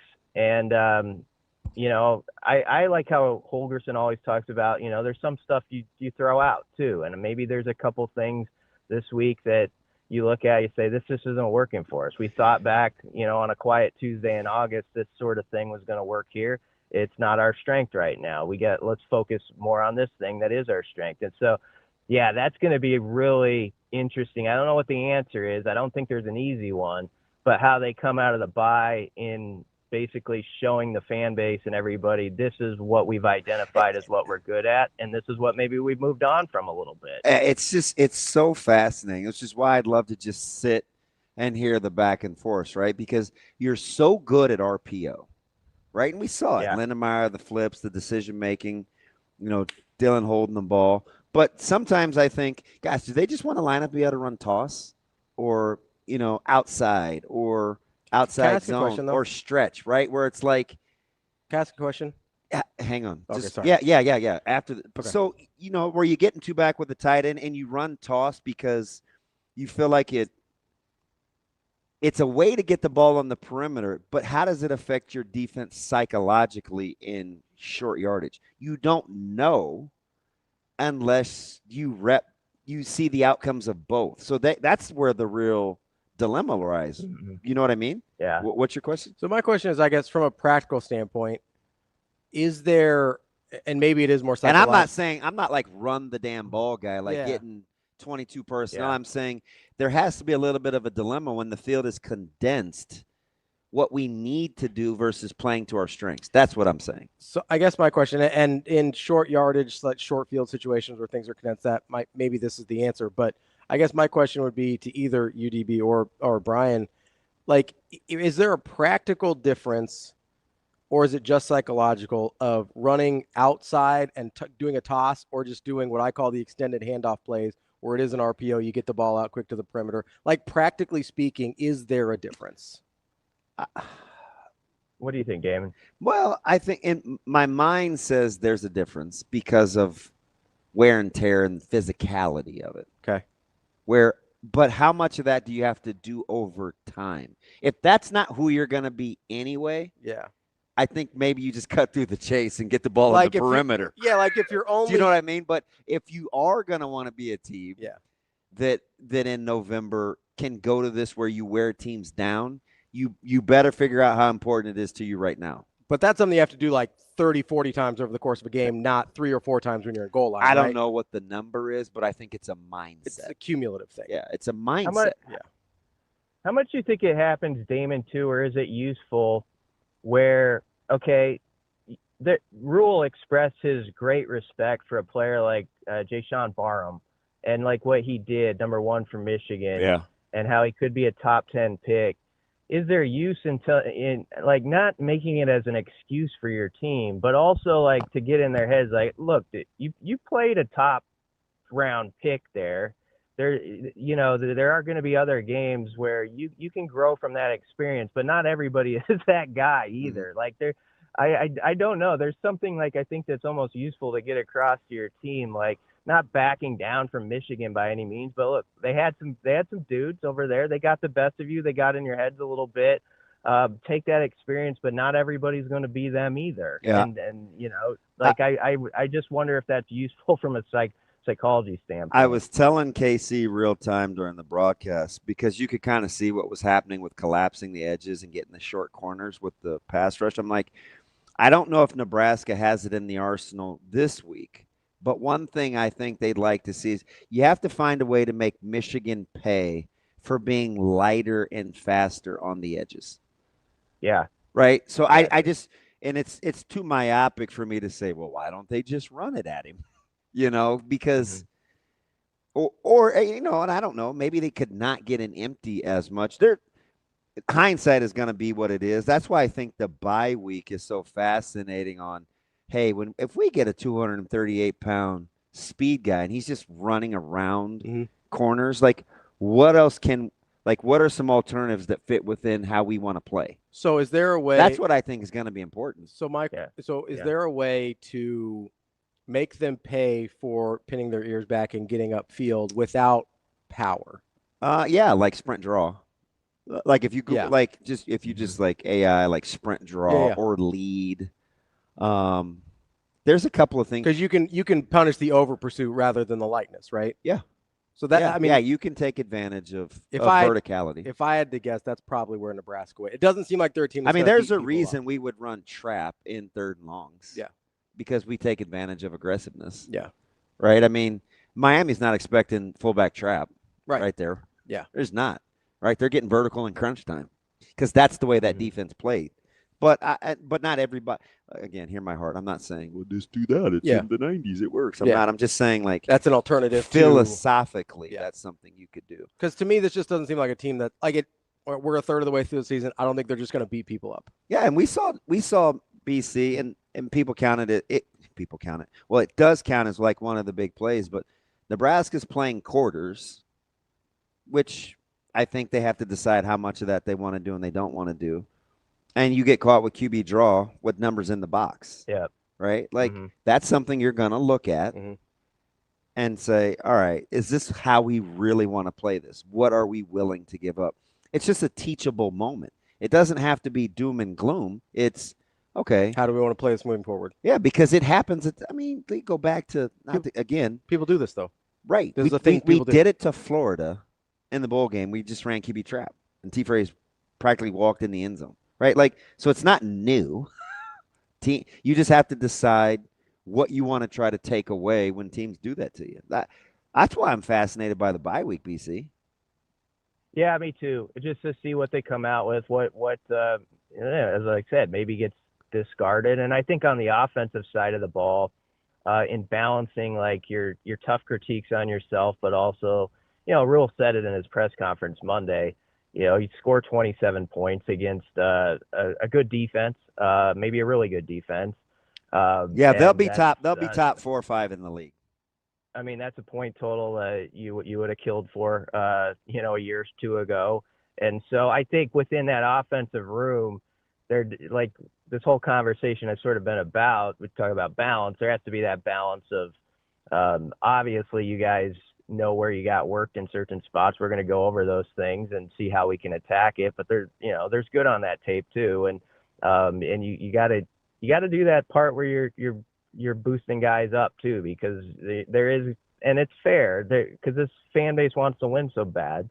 There's going to be some negativity, and that's going to swirl around for a couple of weeks, and same old talk. And you just got to beat that drum on some things that are working as well for your guys and get them building off that.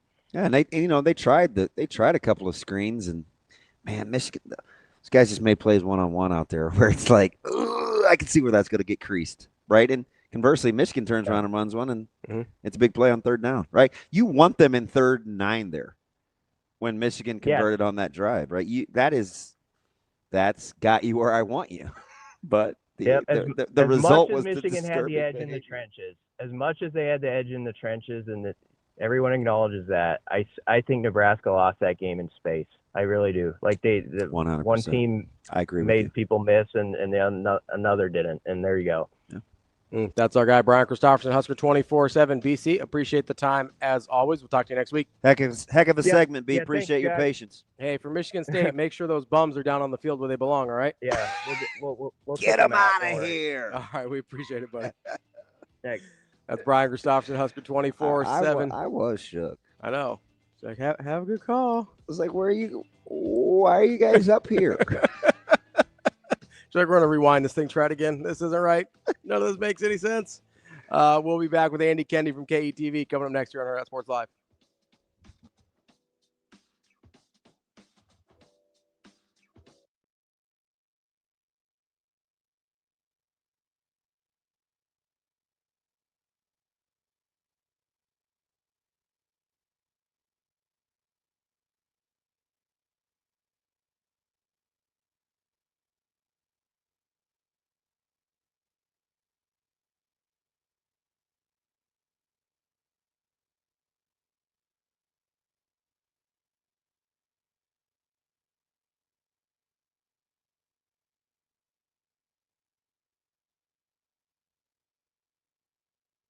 Back to busy means Kia savings this September at Edwards Kia. Lease the 2026 Kia Sportage starting at just $299 a month, 36 months with zero do-it signing. Capability, comfort, and ready for back to busy. Or drive the 2026 Kia Seltos, lease starting at $279 a month, 36 months with zero do-it signing. Compact SUV, big value built for the season. It pays to make the drive. It pays to make the drive to Edwards Kia in Council Bluffs.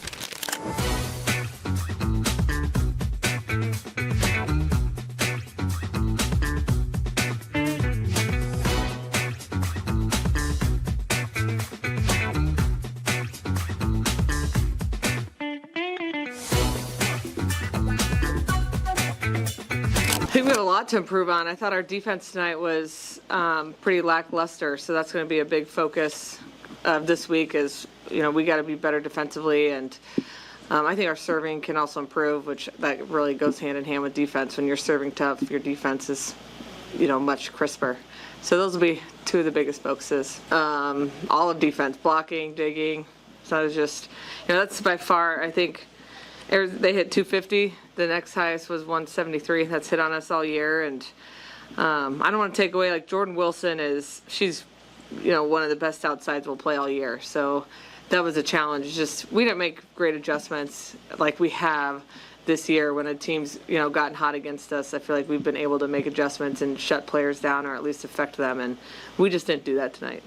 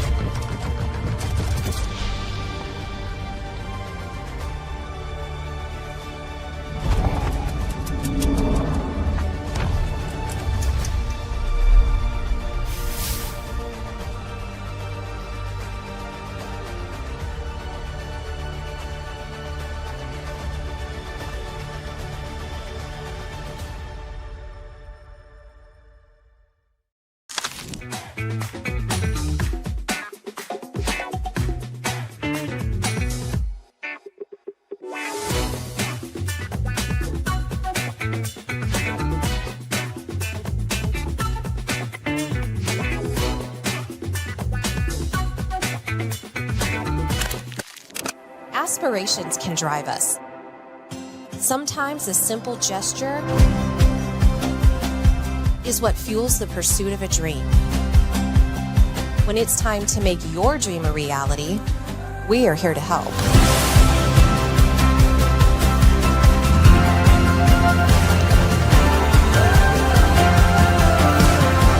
Centris Federal Credit Union. We are where you are.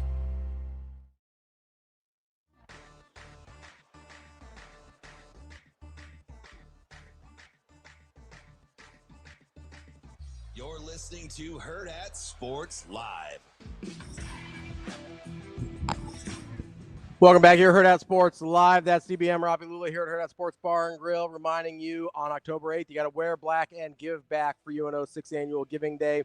They are searching for 6,500 individual gifts to help support all of their programs, scholarships, athletes, and more. It's October 8th starting at noon through October 9th, and for every $75 gift, you get a free UNO belt bag. It's givingday.unomaha.edu. Joining us now is Andy Kendeigh from KETV. AK, what's going on, buddy? Good morning, boys. How are you? DB, I haven't seen you in a while. AK, you sick of me yet? I mean, this is an inordinate. Well, and I see you probably more than any. Well, let me back up. You know what I get accused of? Because I really only talk to you in that eating media area. I don't stop at anybody else's table. So a couple of our mutual friends give me a hard time about that. Then we talk to you every week. Then I'm chumming it up with you last night, and it's like I get that thrown in my face. So we're gonna have to start spending some time apart. You're getting a little overkill. I get accused of playing favorites, and I'm really not. It's just I got you. We just yes.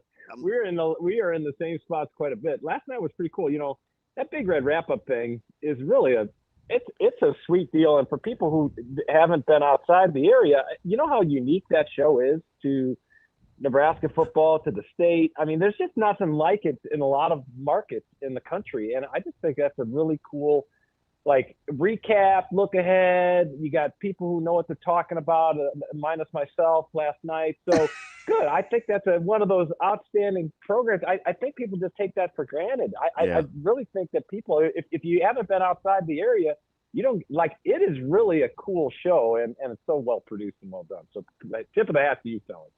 I think you're just being nice because I'm only on every other week guy. But but on kind of a serious note, are you talked out? Because you've been on, and then you're on demand here, and then you're back here. Are you like, oh, geez, man? Like, do you reach a point where you're ready to move on? Well, not as probably as talked out as you guys. I mean, seriously. I mean, how many times can you say you got to get better up front, right? I mean, Andy, you get to the Andy, point. Yes, Andy. You got to. Hey, you know what, fellas? I think they got to be better in the red zone. Don't you? Hey, listen, you're about to put the quarter in, Ravi. How much time you got now, AK? I've been spending most of my week trying to convince people it wasn't as bad up front as we thought it was. If I'm being honest. So I'm trying Here we go. Trying to keep people from thinking the sky's falling, that, the fact that if Elijah Judy had eaten 2 more hamburgers, we would have stopped the run better, that, that they just got bullied off the field. Yeah, that they couldn't stay on the field, that it's, what was the fun? Oh, it was a 3-point game. That's weird. I would have thought they lost by 130. I've been spending a lot of time this week trying to figure out what people watched that I didn't, to make them feel as though everything positive that's happened up to this point is now flushed down the toilet, especially as our good friend Mike Schaefer brought up yesterday. The most optimistic person in predictions, which was me, by the way, did not having them go undefeated. So having a hard time figuring out why people are losing their minds. I think part of it is that this game was such a circled game, and then it was like, oh, it's Michigan. They don't have their head coach. It's going to be the first Big Ten road game for their 5-star quarterback. The head coaching thing was such nonsense. Like, if anybody's used to playing with, if they can play without Harbaugh, I'm 99.99% sure they can play without Sharon Moore. 100%. 100%. And I'll tell you, I rewatched the game yesterday afternoon, and isn't it crazy to think, like, there's 6.5 or 6:45 left in the first half. It's 10-3. And you're like, wait a minute, wasn't this game like 17-17 at halftime? And then you're like, oh, yeah, this happened. Oh, yeah, this happened. And, even at 10-3, you're thinking, okay, is there disparity up front? Yeah, of course, Michigan has the edge. But that being said, they're still down 7. Like, it's a 1-possession game, and you're almost through the first half. And you had that sequence at the beginning of the game. So I think there's positive. I thought here's the thing. They looked the part to me much more than they did, obviously, 2 years ago. And that shows growth. And I know people are there's 2 things that can be true at once. Yes, you can have growth, and yes, you can still have there still needs to be growth. That's where I think Nebraska's at. And I agree with you, Ravi. It is don't do that. Don't do that. Don't do that. Okay. Stop right there. Yep. Don't do that. But there are so many people obviously losing their minds. They're gonna have games like this where it's gonna go down to the wire against the Michigan team. That's pretty good. Are they a top 5 team at this point? No, but they've got some great pieces and some NFL players you're going to be watching on Sunday. So I thought Nebraska showed some stuff on Saturday. They were a top 15 team preseason. Would you be surprised if they end the season top 15? No, they'll be top 10 for Michigan. Oh, I wouldn't be surprised one bit. Right? No, like we wouldn't be surprised if they end up. Nobody would be surprised if this team makes the playoff. We wouldn't be like, none of that would surprise us, right? And so I sit here and I go, yes, I understand. You're right. This was a circled game. We're like, oh, man, big game. First Big Ten home game. It's Michigan. Like, here we go. It's also one of, like, and I'm not talking about how coaches and players think, but if you're a fan, you look at it and you go, there's probably 3 or 4 games on the schedule that if we lose, I sort of get it. And this was one of them. Like, this isn't Northwestern, right? I'm just telling you guys, I'm not rationalizing the loss because I'm still mad, but I understand the discussion. Like, this isn't. I just want to get that out. I'm sorry. Right. And each Tourette's kicked in. I'm sorry. Sorry. Shut up, Shane. This must have been all the acetaminophen. Or however you say it. No, it's Tylenol. No, so like AK though, like I sit here and I go, okay, this isn't. And listen, Maryland might actually be good, but this isn't losing to Maryland, right? No matter how good Maryland is, Nebraska fans are never going to be like, oh yeah, that's okay. Maryland's pretty good. Like it's Michigan. Like this is one. You look at I know DB hates schedule talk, but if we go in, not even necessary. I know it was right there. When you go in and you look at the schedule at the head of the season, you're like, okay, if you lose to Michigan, that's understandable. You lose to USC, that's understandable. You lose to Penn State, that's understandable. And that's, guess what? 100%. To get to my 10-2, which has been described as some by some as pie in the sky, you only have to win one of those three. 100%. I agree with you 100%. And furthermore, would it surprise you if Michigan beats Ohio State again? Wouldn't surprise not at all. It would not at all. That's I mean that's far down the road. Up here we go. But I'm just saying, like they're a decent team. They're a good team now. You know the thing that's making me mad, AK? I have to get this out, so I apologize. Yeah. Mm-hmm. I told you guys all week Michigan was better. I wasn't couching Nebraska's I said Michigan's better than we think they are. So I think I should get a little grace, AK, because I'm spoiled for me. Because like Michigan's good. That's a good football team. Now, having said that, Andy, I do think Nebraska has to understand in a few key spots in games like that, playmakers make plays. I don't want to discount scheme. I don't want to discount whatever, but we do have to understand, like Michigan found a thing in the third quarter where I think Wink said to himself, you know what? I don't have to bring pressure. Like, I can play coverage. We can do this. Nebraska's not going to do this. So Nebraska had to kind of readjust. Then in the fourth quarter, I think Nebraska thought to themselves, okay, this is how Michigan is playing this now. So this is what we have to go back to. I left thinking the cat and mouse between the two coaching staffs was my big takeaway, because I thought that was four smart guys. Butler unnecessarily is getting vilified. That guy's way better than we think he is. Like, I'm not just defending him because I don't know him from a can of, well, I won't say from a can of paint, but I'm not emotionally invested in defending him. I just know he's smarter than we're giving him credit for. And the whole, well, if Tony White this, I was a Tony White guy too. But there isn't much difference, because a year ago we would say this. Well, if it's just too standard, we know what Tony White's going to do. There aren't enough wrinkles. So when teams get a bead, this is what like, I heard all that before. And now we're mad about all the wrinkles. And now we're mad about all the wrinkles. So at the end, I know you know my personality, so you know why I'm not. It's like we're gonna make up whatever excuse we want to make us feel better about our thought process, when at the end of the day, Michigan's going to be a really good football team, and Nebraska has elevated their floor. We just don't know the ceiling, so now we just want to be right. That's really what this is, in my opinion. I agree. Coach Butler's getting hammered at times here after the game, but I thought the back and forth and the adjustments that were made. It was fascinating. Yeah, well, John Butler is not the guy out there making tackles. Now, does he teach fundamentals? Of course. And you're going to have guys whiff every once in a while. It just so happened that on 3 consecutive plays during a very crucial drive in the fourth quarter, you had 3 third downs in a row that guys had a chance to stop a drive, and it didn't happen. That stuff happens. That's football. There's a winner and a loser every week. And it's unfortunate that Nebraska came up on the short end of the stick. But am I ready to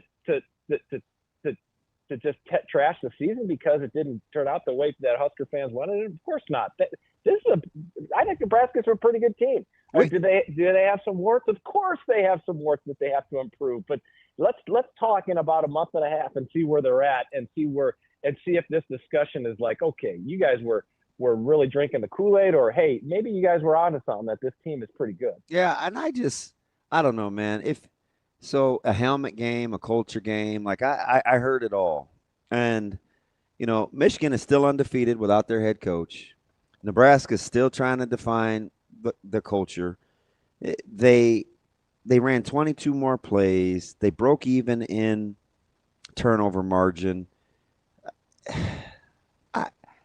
You have to be able to eat the meat and spit out the bones. Do you need to get better in some areas? 100%. But isn't that what the bye week is for? They're still growing. And here's the dirty little secret, AK, that really aggravates me. Nebraska is super young. Like, they have to go through these moments to help define where they're headed. You know what I mean? Like, it's not and I tell people the difference between an excuse and an explanation is accountability. Nebraska has to be accountable for where they are. But the explanation is, for me, they still have to go through this, and they needed a measuring stick. They just got a good one in Michigan. Yeah. Do you think this discussion's different if Indiana's not winning 63-10 over Illinois? Yeah, I do. Because I do too. But I think last season would be looked at differently if it wasn't Cignetti is the low-hanging anomaly. Like 100%. 100%. And here's the thing, Andy, and I don't mean to grind my teeth. I love it. I love getting because we act like we haven't seen this before. There was this guy that was hired off the grid, off the radar, that landed in East Lansing. His name was Mark. He transformed a program seemingly overnight in East Lansing. They rode the wave, and Michigan State's expectation levels and the program was elevated because of a singular mindset and focus. Cignetti just didn't come in, and it's never been done before. Cignetti is fantastic. I'm not going to disparage that.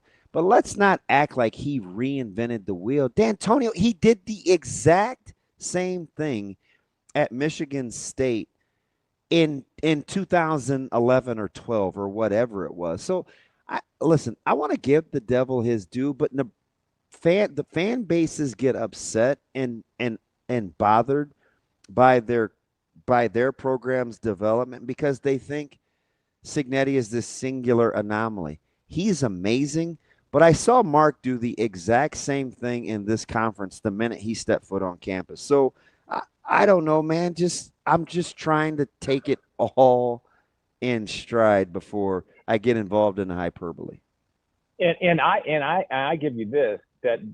Are you buying that acknowledgement? Do you think is that a decent example? Yeah, I agree. I agree with you.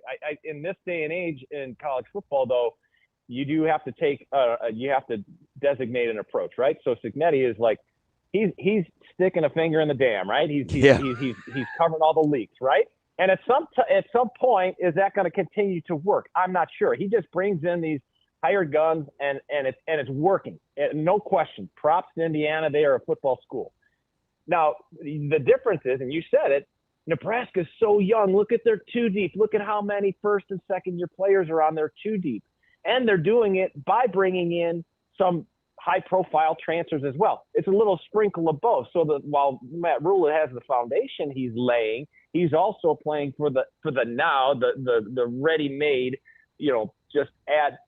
just put them on the field and they can perform, right? Like a turnkey type of guy.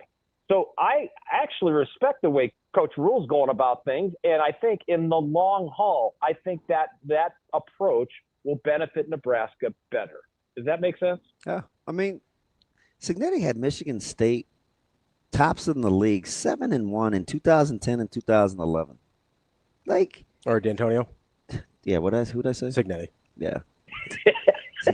I mean, we saw Kalen DeBoer do it with Washington. Like, we saw, Kalen DeBoer was 2 years ago. Like, in 2013, what was he, 8-0 in the league? They went from then he was 7-1 in 14. Like, I love what Cignetti's doing, but he's ruining the benchmark for everybody else. Right. Washington went from 4-8 to 11-2 to national championship game in 3 years. 3 years. Yeah. This literally just happened. Yeah. Our memories are that short. Yeah. Or we just don't pay enough attention to West Coast football. I would love to see the text threads on Cignetti's phone after Saturday night. Like, dude, you're killing us. Like, would you stop? He's the one guy that they hold this thing up to, and it's like, why can't we be Indiana? And I remember when I first started this job, And, oh, gosh, there's 2 times I can remember being under duress. One, it was when I said give pause and caution to anointing a head coach like the savior when there's a lot of work to do with Coach Frost. The other was when I said Nebraska fans can't be afraid to say we want to be like Michigan State. Because remember, that when I first started this thing full time, that was 2012. And Michigan State, I think, was coming off like a 3-5 Big Ten season, but they were 11-3 the year before. I think in 13, they were 13-1 maybe. And I was like, we can't be afraid to shift our 13-1 and 13. Yeah, thank you. Our barometer, right? Like, it's okay to go through this process. And it's like, well, what are you talking about, man? Okay, so now you want to be like, and Indiana is still at a point, AK, where it's more about the head coach than it is the program. I don't know if Nebraska fans want that. I don't. No, it's still more about Signetti than it is Indiana. And I'm not begrudging Indiana because they've been fantastic. No, I don't hate on Indiana. Do it however you're going to do it. I don't think that's what I want. I don't know how sustainable that is what I'm saying. Also, you know what I mean? 100%. No doubt. That's our guy, Andy. Thank you Kendeigh. for letting me vent, AK. AK? Are my molars still intact? Yeah, they're in there still. Hey, by the way, I hope my bill is in the mail, AK. Yeah. Oh, I hope your bill is in the mail. You come to me if you aren't getting paid. You come to me. I'll get it done. Okay. We got to get you set up for direct deposit. DB, that might be part of the confusion. Bills and checks are different. Oh, my bad. My bad. I should probably do a better job of checking my bills, and I wouldn't worry about being billed for my checks. Quit trying to cash the bills. Sorry about that.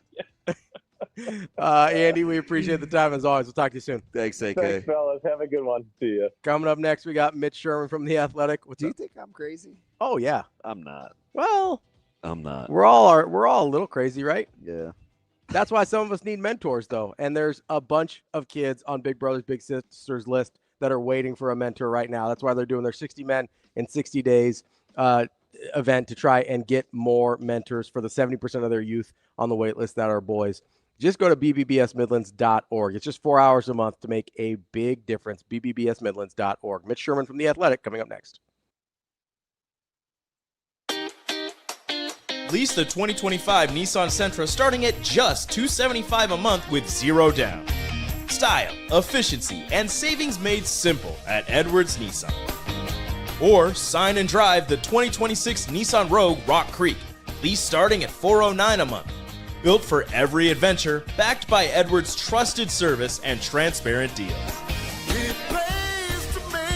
September savings mean Nissan deals at Edwards Nissan.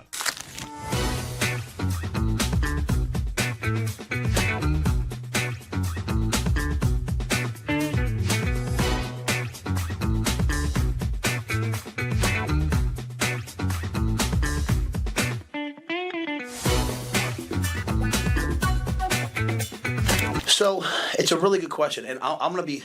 You have to be careful what you say as a head coach. I'm going to be very direct. I don't know exactly what, because if you take out 4 runs, now you can't take out 4 runs. Okay, so this is not me, but you take out the 3 long runs in this game, and again, that's why I went through what each one was, because it's not like Sam they're just going like 6 yards, 6 yards, 6 yards, because that then starts to scare you and turn the other way. Like, hey, we can't stop anybody. Like, you look at these seasons. If you take out the reverse against the 2s against Michigan State, like when the kid got tackled in reverse field, and then those 3 runs, they're averaging 3.7 yards per carry. So you're sitting in the game and you're sitting there and you're stopping the run. You're like, I feel good about this, and then bang, explosive play. Now, so each one's just a little bit different, right? So, I think we're very much looking at like, hey, because we didn't play a lot of 3-3 in the game. We put big people on the field. We put our big people on the field. We said, hey, we dare you to throw it. And they still found a way to run a couple runs that hurt us. And so I think that's really what we have to do this week, is just look at like who's on the field, how we're playing. But I don't think it's like a hey, we don't have good enough players. Now,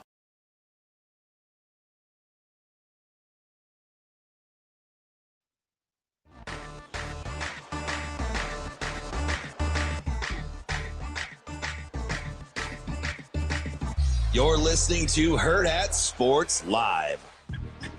Now, gas station coffee enthusiast and Nebraska writer for The Athletic, Mitch Sherman. It's great to see you. It's been since a cold day in the corner of Memorial Stadium. Mitch Sherman. I wrote that down because I'm going to use it in life. Mitch Sherman. It's not something that you generally hear, and it's certainly not something that you see put into action. Mitch Sherman. It's a lot more rare than you might think that they actually say it in the way that he says it and then go do it. Here is Mitch Sherman. Welcome back, Hurrdat Sports Live, presented by Centris Federal Credit Union. That's DB. I'm Ravi Lulla here at Hurrdat Sports Bar and Grill. We are joined now by Mitch Sherman of The Athletic. Mitch, how we doing? Doing great. Good morning. How are you guys? Good morning, Mitch. How are you? I'm good. Hanging in there. All right, because you're so pragmatic, I'm just going to ask you a softball. How are we feeling about pregame meals at Memorial Stadium so far? For the media? Yeah. We had hot dogs and pulled pork sandwiches last week. That was fine. I was down at Hopcat in the rail yard watching the first half of the Texas Tech Utah game and the Maryland Wisconsin game, and with Max Olson, and passed up the opportunity. I knew I saw him. It was from afar though. Did he have on the striped blue the polo? I have no idea. So I saw him out of my periphery, and I it was like sat next to him at the whole game. I don't know what he was wearing. See, but I'm weird though. I used to want to be a profiler, so I look at that kind of stuff, and I wear binoculars. Do you see this, Mitch? I'm like looking. No, I'm like, oh my God, it's Max in town. I think Max is in town. Max is in town. He was lives so in far town, away. I I didn't want to run down there and say hi. Oh yeah, you should have. He was there at the game. Oh, if it was him. He'll be at Penn State. I mean, I'm just out here promoting ESPN's content. He's going to be at Penn State, Oregon. Well, he's a former. You guys used to be at the same establishment. Literally. Oh, we've been at multiple establishments. Yeah, both. Together. Yeah, 3 of them actually, if you include the World Herald during Max's time as a student. Yeah, he's going out to Happy Valley. I'm a little bit jealous of that. It's going to be a great environment there on Saturday night. But he was there, and so we went to Hopcat and watched some ball, and I passed on the opportunity to eat some food there because I was like, it's going to be okay. I'm going to have a hot dog and Fairberry dog and a little pulled. I didn't have a pulled pork sandwich. I put a little bit of the pulled pork on top of my hot dog. I like that. Oh wait, aren't you kind of a basic guy? Were you stepping out a little? No. That was just your breakfast pizza take. I don't like breakfast pizza, so. He's like, I want my toppings. Food's been fine. The food's been fine, and I'm not complaining about it because the cost is good. I haven't experienced the concessions, whatever the nightmare is that's going on down there. I think it's getting better, though. I do think I think it's getting better. Good. Let me ask you something, and I'll let you land the plane how you will. Knowing what you know, I mean, right now, and you're starting a program tomorrow. Would you take Mark D'Antonio, Kalen DeBoer, Deion Sanders, or Curt Cignetti? Like in their current state? Everything you currently know. Are you talking about like Mark D'Antonio from 2011? Like Michigan? I'm talking about the guy that had put Michigan State back on the map. Yeah, that guy. All right, so not like Mark D'Antonio in 2025. If I'm starting a program, I'd probably take. Well, for me, it's between. I don't want small sample size. I'd probably take DeBoer. How about that? Okay, it's fine. There was not going to be a wrong answer because my next question. Well, Deion's the wrong answer, but that's fine. Colorado was so irrelevant before Deion got there, and he can put you on the map in a lot of ways that the others would not. Won a lot of I'm not arguing with you. You zip it over there. You zip it. I wanted to say Cignetti so bad, but then I thought he's been at Indiana for like 15 games or 16 games, 17 games, whatever. And I don't know. I mean, the guy obviously has proven it at other levels and would be a good answer there, but so DeBoer's got more of a sample size, and like what's going on with him and like the reason that he's being criticized at Alabama, like is not relevant to what you'd be dealing with if he was starting a program. No, it's because they're nuts. So it begs the question, Mitch. Why do you think, and maybe it's just in this fan base, but I bet it's not. I bet it's other schools that want to have a comeback story. Why do you think Coach Cignetti is held as the barometer of, see, it can be done? Yet that wasn't the coach that you picked. Like, what's the juxtaposition there for you in terms of being the barometer? The only reason I didn't pick him is because I think DeBoer is so good. And you see what he did at his other stops, and he's done it for a longer period of time, kind of. I mean, I guess they both were at smaller levels, but he's been at multiple power schools and whatever. It could have gone either way. I think the reason that Cignetti is always held up like that is because he's done it so fast. And Indiana was a mess 2 years ago. And when Cignetti took the stage at the Big Ten championship game in 2023, and he'd just been hired, and it was in Indy, and he drove up the road and he said, we'll see you here next year with my guys. Everybody, like 100% of the people, maybe 99, like the guys, maybe people who had worked for him were like, yeah, it might happen. But everybody else was like, man, that's a joke. Like, this guy needs to get a lesson in what it's going to be like to pay your dues in the Big Ten. And then he went out and turned the tables and said, no, I'm the one who's going to be teaching you the lesson about what it's like to play against Curt Cignetti. And he's doing it again this year. It wasn't a one-off. It wasn't a flash in the pan. So that's why people are holding him up as the example of, why can't this happen at my school? Because it's happening at Indiana, which cannot have an advantage with resources or whatever it might be that is enabling Curt Cignetti to have success. Like, if you're coaching at like 12 or 13, or if you're a fan at like 12 or 13 or 14 of the Big Ten schools out there that are not Indiana, you justifiably believe that your school has an advantage over the Hoosiers in football, and yet he's the one out there beating top 10 teams 63-10. Okay, so we had some musical lessons, and I feel like it's my fiduciary responsibility, Mitch, to make sure that our listeners are well-rounded.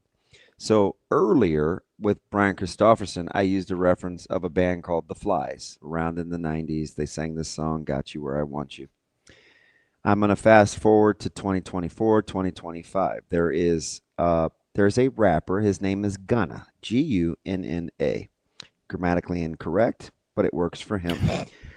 He sings a song called One of One. It's WUN of one, ONE.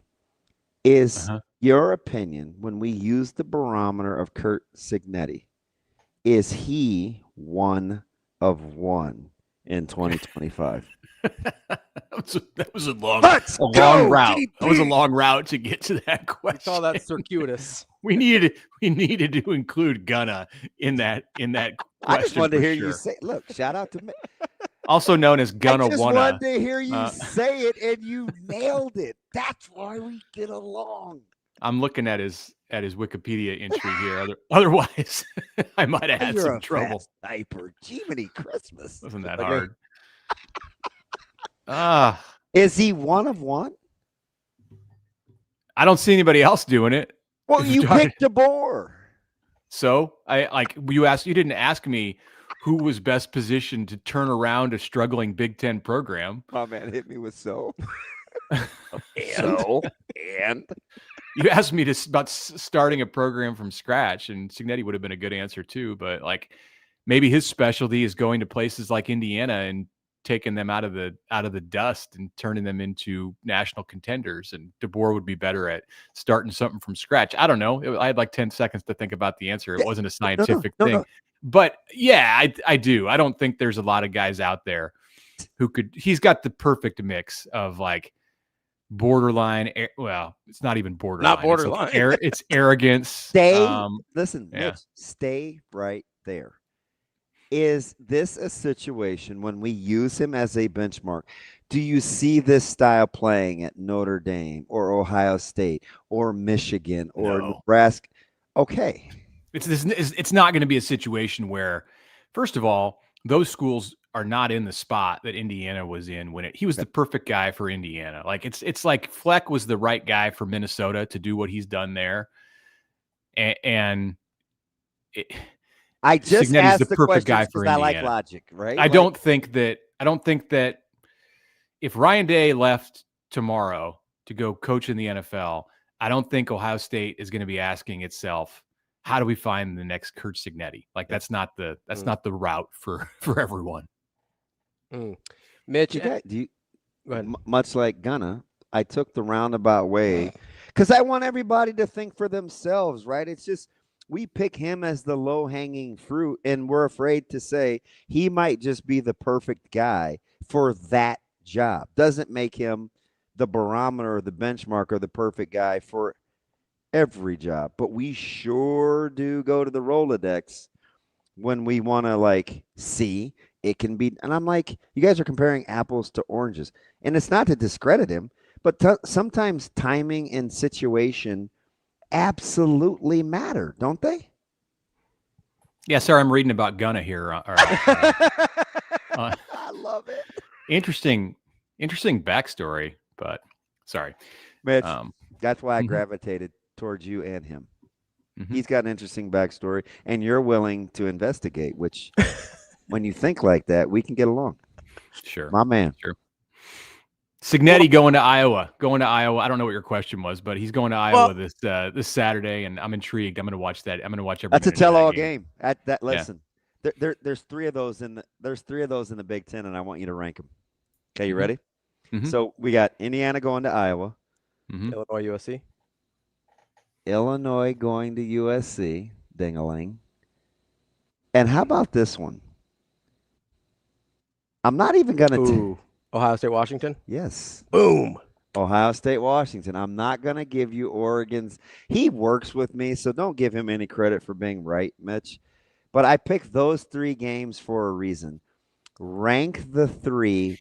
If you were just going to say, that's interesting, tell me more. I will put it's a battle for number 2 here, because for me, Indiana, Iowa is the most interesting. Like the contrast of styles and like what is contrast? What am I like British? Like no, because you'd be overrated like the Beatles, and you're not overrated. Wait. Ferentz against Cignetti is like great TV. So I want to see that. That's number 1. I still would take Kirk in a fight, even though Cignetti comes. Oh yeah, that bravado. Oh yeah, you don't mess with Kirk. I'm absolutely dead not. I agree with you. We probably underestimate Cignetti though, like in every other aspect of evaluating him. And then I'm putting Ohio State at Washington as the number 2 because it's Sayan's first time going out into a Big Ten environment. And I mean, he played Texas, so he's seen a good defense, but they're just off my radar, and they probably shouldn't be. Like great QB running back combo. And I don't know, I just like perpetually underestimate or overlook Washington as a member of the Big Ten. Like Oregon sucks all the air out of that part of the geographic part of the conference. And I probably shouldn't. Like, I think that could be an interesting game. So I'm intrigued by that game. USC, Illinois, not as much. I think is that game in LA? Listen, no, it's in Champaign. Okay, that's a little bit more interesting there. I think, listen, man, Brett's going to bounce back. Old B2 has got something waiting for the Trojans. Sure, but I think that Lincoln Riley's got to be watching that film of what Indiana did and is going, okay, there's some things we can expose there. And I know the game was kind of wonk. Did you go back? That Indiana-Illinois game was kind of wonky. All I need to know is that it was 63-10. Like, it can't be that. It was like, well, they were a play or two away. No, they weren't. No, they were not. So it wasn't that like there was a rainbow and a couple of cumulus clouds happened at like the right. It wasn't that. No. Okay. Probably not. No. All right. I think USC will take care of business in Here's that game. what I find fascinating about that game, though, Mitch, because I think my order would be USC, Illinois, Indiana, Iowa, and then Ohio State, Washington last, probably. Although Really? I don't think it's a huge gap between all three of them. So you're really interested in USC at Illinois? Yeah, I think. All right. Because I have this thing in my mind that teams that play like Illinois give USC particularly trouble, and I want to see if that's like that. Discipline, physical, kind of like really hard, like a typical Big Ten team. I want and Mitch is saying, did you not see how athleticism this was? I take Indiana and I put it over here because none of their scores ever make any sense to me compared to what everything else happens in the Big Ten. None of it makes any sense to me. I'm definitely jaded in my evaluation there by what happened to Illinois last week, and it just it makes it less intriguing. But you have to take it on a week by week basis. Like what the Indiana game matters very little. I mean, Bielema, you do know one thing you do know about him as the guy that he is he's going to get them to put that behind them, and they'll be ready to play on Saturday. But all that said, I think the other two games are better. So, okay, that's fair.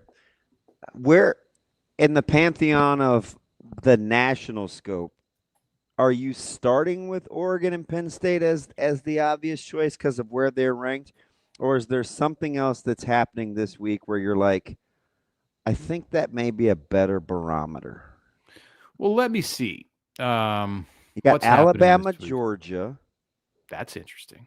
That's right at the same time as Oregon, Penn State. That's clearly the best game that's not in the Big Ten. It's a great weekend in the Big Ten, even with 6 teams who are off. I mean, LSU. The Big 12. Okay, I'm sorry. The Big 12 is sensational too. I'm sorry. LSU Ole Miss has got some. That's got some juice. Has got some storylines. It's got some storylines that are really interesting. Are you all in or all out on Nussmeier? Oh, I don't think he's been very good. I mean, that's not like a bold statement. It's crazy, right? All these quarterbacks that were kind of the anointed. Remember how this draft was going to be like, knock it off. Knock it off. Okay. This draft was going to be like this derby for quarterbacks. And now it's like, who would you even take? I don't know. Like, who would you even take? I don't really like Klubnik. Sellers is iffy. Nussmeier still has his. It's funny how the narrative can change in a hurry.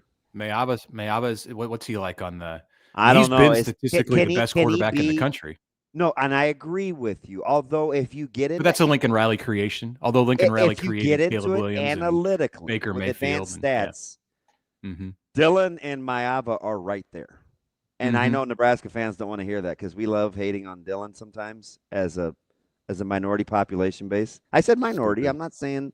Yeah, everybody. It is stupid, Mitch. It was just it's weird really how we talked about Raiola after that game, which is the least of my concerns. But can I just say, like that Tom Fornelli? I saw it this morning for the first time. I was late to the rant that he had on video about how he doesn't, it just Dylan drives him crazy because of his mechanics in the pocket. It's like, who else in college football are you doing that about? Are you analyzing? Like, I get it if a guy is if it's before the draft and it's February or March of their draft year and you have to break down their mechanics.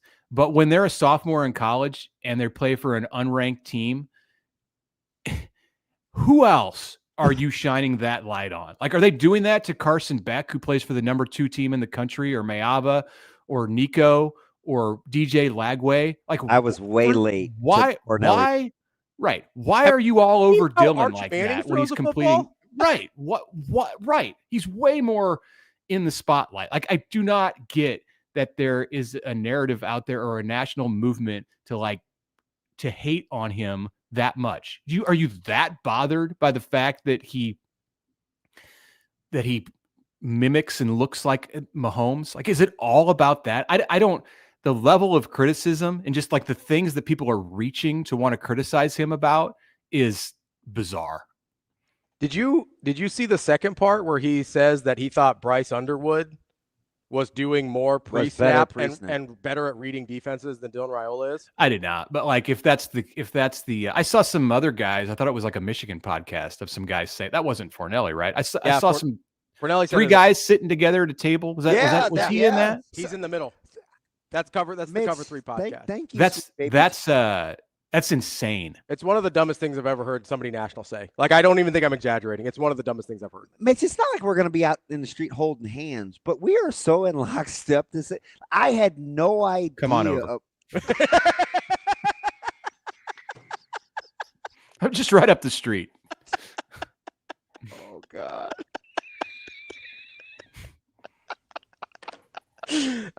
Okay. You good? You gonna make it? I'm fine. This strength is very Mitch-esque. Where was I even going? Okay, Michigan, Fornelli. I was so late. I was stupid. so late to that game, and I mean, folks were livid because there was this part of me. I was like, well, I'm DB and I'm above it, and I just don't think we should get into the national fray. But then when I started listening to it, I was like, oh my God, this is pretty ridiculous. Like, do I even give this any credence? You know what I mean? Like, so I was kind of like torn, but I'm it's good to know that you missed the whole thing too. I missed the Fornelli part. Like I didn't watch the game obviously live on CBS, but I saw the stuff later that CBS did where they like, look at this story that we found. Dylan Raiola and Patrick Mahomes are similar. I mean, this has been discussed, guys. And then there's this like whole army of NFL analysts who dabble in college football, mainly with the draft. But you know, if there's big events, then they dip their toe in it, as they should, because those players matter to the NFL. And it seemed that for whatever reason, maybe because it was Michigan on the schedule or because Dylan's numbers are really good, who felt the need to weigh in. And it's a little bit concerning. Like, what's the obsession? Like, why do you care that much? Is my thought. Yeah, I mean, so the people that don't wade in the college football end of like I saw like Dan Orlovsky, and then there was a couple draft analysts. Those guys for the most part. Orlovsky's got a connection to Dylan. Right. Yeah, right. But he's a defender. Yeah. Yeah, they were more, because of the Detroit. Yeah, the Detroit coach, right. But I thought the national and the scout people seemed more positive than the people that were waiting, and maybe I missed some of them. But there was a couple. I had a couple tweets sent to me just talking about like, hey, like this. There's not a lot of people in college football playing the position better than what Dylan Raiola is right now. And is there? I mean, I was trying to figure out what the number. I'm just telling you, break down advanced stats.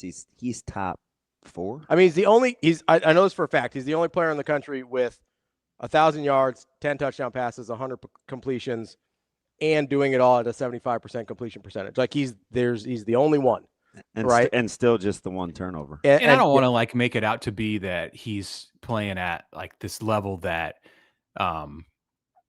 you know, is so through the roof that we've never seen it. Like he could be doing stuff better too. That's kind of the scary part. If you're a Nebraska that's a opponent. testament to him. Yeah, I agree that he's that good. And I agree. Still, there's stuff he could be. I agree. Not a finished, nowhere near a finished product. 100%. I really struggle with wherever this narrative came from that either he's not that good or whatever. And then I really, and I don't even know if there's a question in here, Mitch, but I really struggle with the portion of the fan base, which was in my mentions on Saturday, talking about, oh, he's struggling with the pressure. Why don't we give Latif a shot? And I go, that is the best player on your team by far. What are we talking about?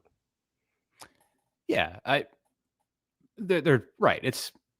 But that's like the standard fare. You always get that about the backup quarterback. Anytime like people can find one thing to criticize about the starter, if the backup has played, or even sometimes if he hasn't played and he looked good doing it, then you know it's going to be on like that conversation. Yeah, I think you have to expect that. I totally went into the game against Michigan knowing that there would be some moment where Dylan wasn't going to look like an All-American, like he was going to get sacked and not be able to get out of the pressure, which certainly happened. And inevitably there would be fans who would say, put TJ in because he looked really good against Akron and Houston Christian in the third and fourth quarter. That's, you know, I think you just have to kind of understand that that's going to happen. And I don't know. I'm not like going to say, let's just completely close the door on any kind of discussion about whether you couldn't use Latif as some kind of an option to bring him in for one play on the goal line. Rule talked, and I've brought that up, and I'm not saying like have a quarterback controversy, but hey, give the defense a different look in an area where you're struggling on offense, like for one play or two plays or something like that. Like maybe it would be worth it. Maybe it wouldn't. I don't know. But I've mentioned that, and people have said, well, what about, you don't waste a red shirt. And it's like, that's so far off the table at this point. Like, you just can't concern yourself with that. And Rule talked about that some on Monday. Like, he's not. Oh, the 5 for 5. Yeah. He's not even thinking about the 4-game red shirts, and, unless it's later in the year, and then maybe it comes into the equation. But you can hurt yourself with doing that too, because then the players can feel like they're not needed or wanted. And, you open up another can of worms. Let me get you out on this, Mitch, because this is along the lines of kind of what we talked about with Nebraska in the red zone and running the ball and inside the 10. And what do you think the conflict is, or the real conundrum of knowing that you're really good outside the numbers with skill guys? Your best offensive player is probably your quarterback.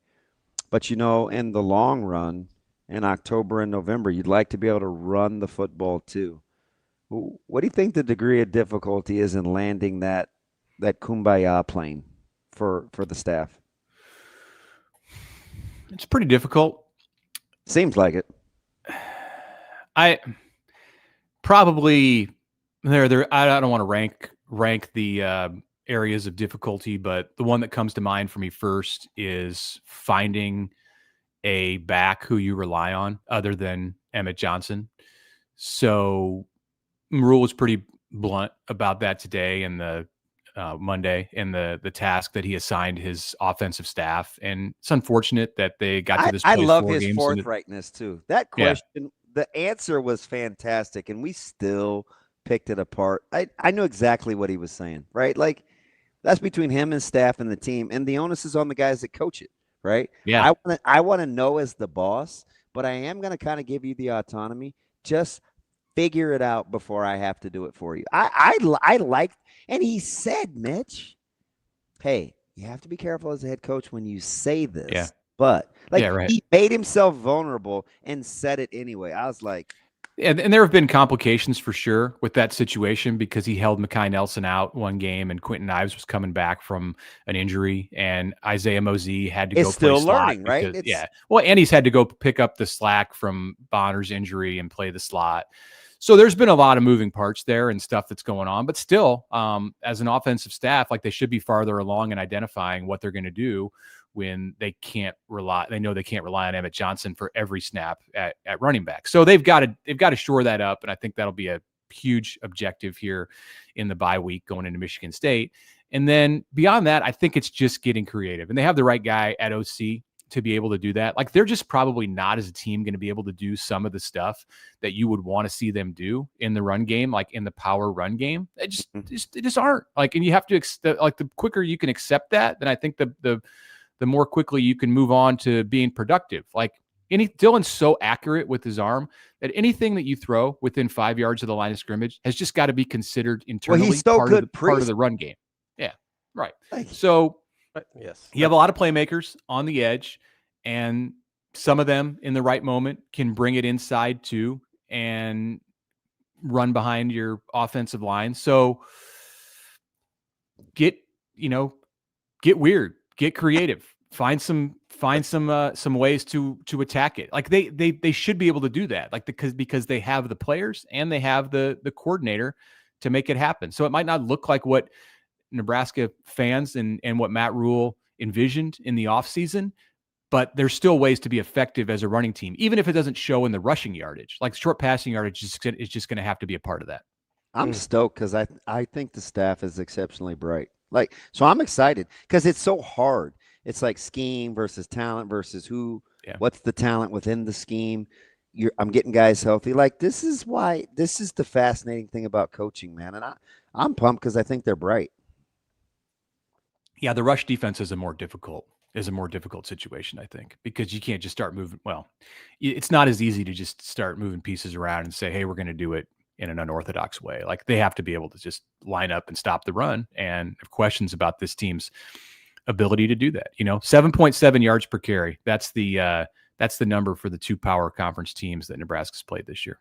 Even one smart guy and Jay Moore arguing with one smart guy and 2 guys were arguing, right? So even Jay Moore and I were going back and forth on whether to box or spill and how to fit in the run game. So that just let me know there's more than one way that you can skin a cat, and it is full-fledged. The debate is on, right? So not everybody's going to agree. So whatever they decide on, I am fascinated. I'm more do better within the scheme. He's more why would you? And I think both he and I could talk about this for 5 hours if we wanted to, right? Like that's what makes coaching. Also learn from last year when you at times had too many cooks in the kitchen. And that's I think an immediate danger sometimes of having a big staff and having a bunch of guys who've been coordinators on your defensive staff. It can be good. Was this pre hating on Tony White and then lamenting that we don't have it? I know you're not. You know what I'm saying though. I've never hated on Tony. Right. But yeah, I think that was out there that yeah. Right. But there was a difference. There was a difference of philosophy, and Butler even touched on that recently. And that doesn't mean you should hate on Tony White by any stretch. But I'm talking about the revisionist history after he left. Yeah. Now we're back on the Tony White hype train because it doesn't look the way that we wanted it to. Yeah. And you didn't agree with that narrative? I've been absolutely not. Like I've been steady in my support for Tony White and everything that he brought to Nebraska. But between Snow and Butler, and then you have, I'm sure Terry Braden has his ideas about how this should work, and Addison Williams has been a coordinator. Like as long as they're on the same page, and you talk about the difference in philosophies and like what you and Jay think they should do, as long as like those guys, and throw in Dvorak and Phil Simpson, as long as they're in agreement on how it should be done, then they're probably one step ahead of where all of us.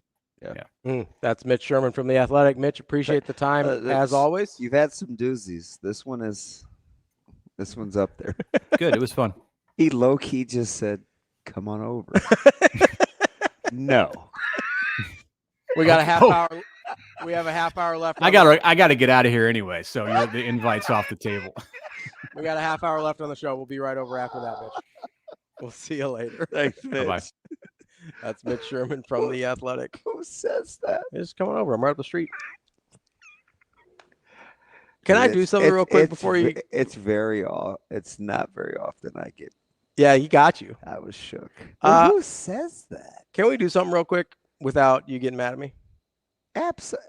I haven't been mad at you since this morning. We're fine. It's like an hour ago. Oh, so no, you flip. No. What? It's like 15 minutes ago. Well, time is relative. What? You're mad about that? It wasn't cool.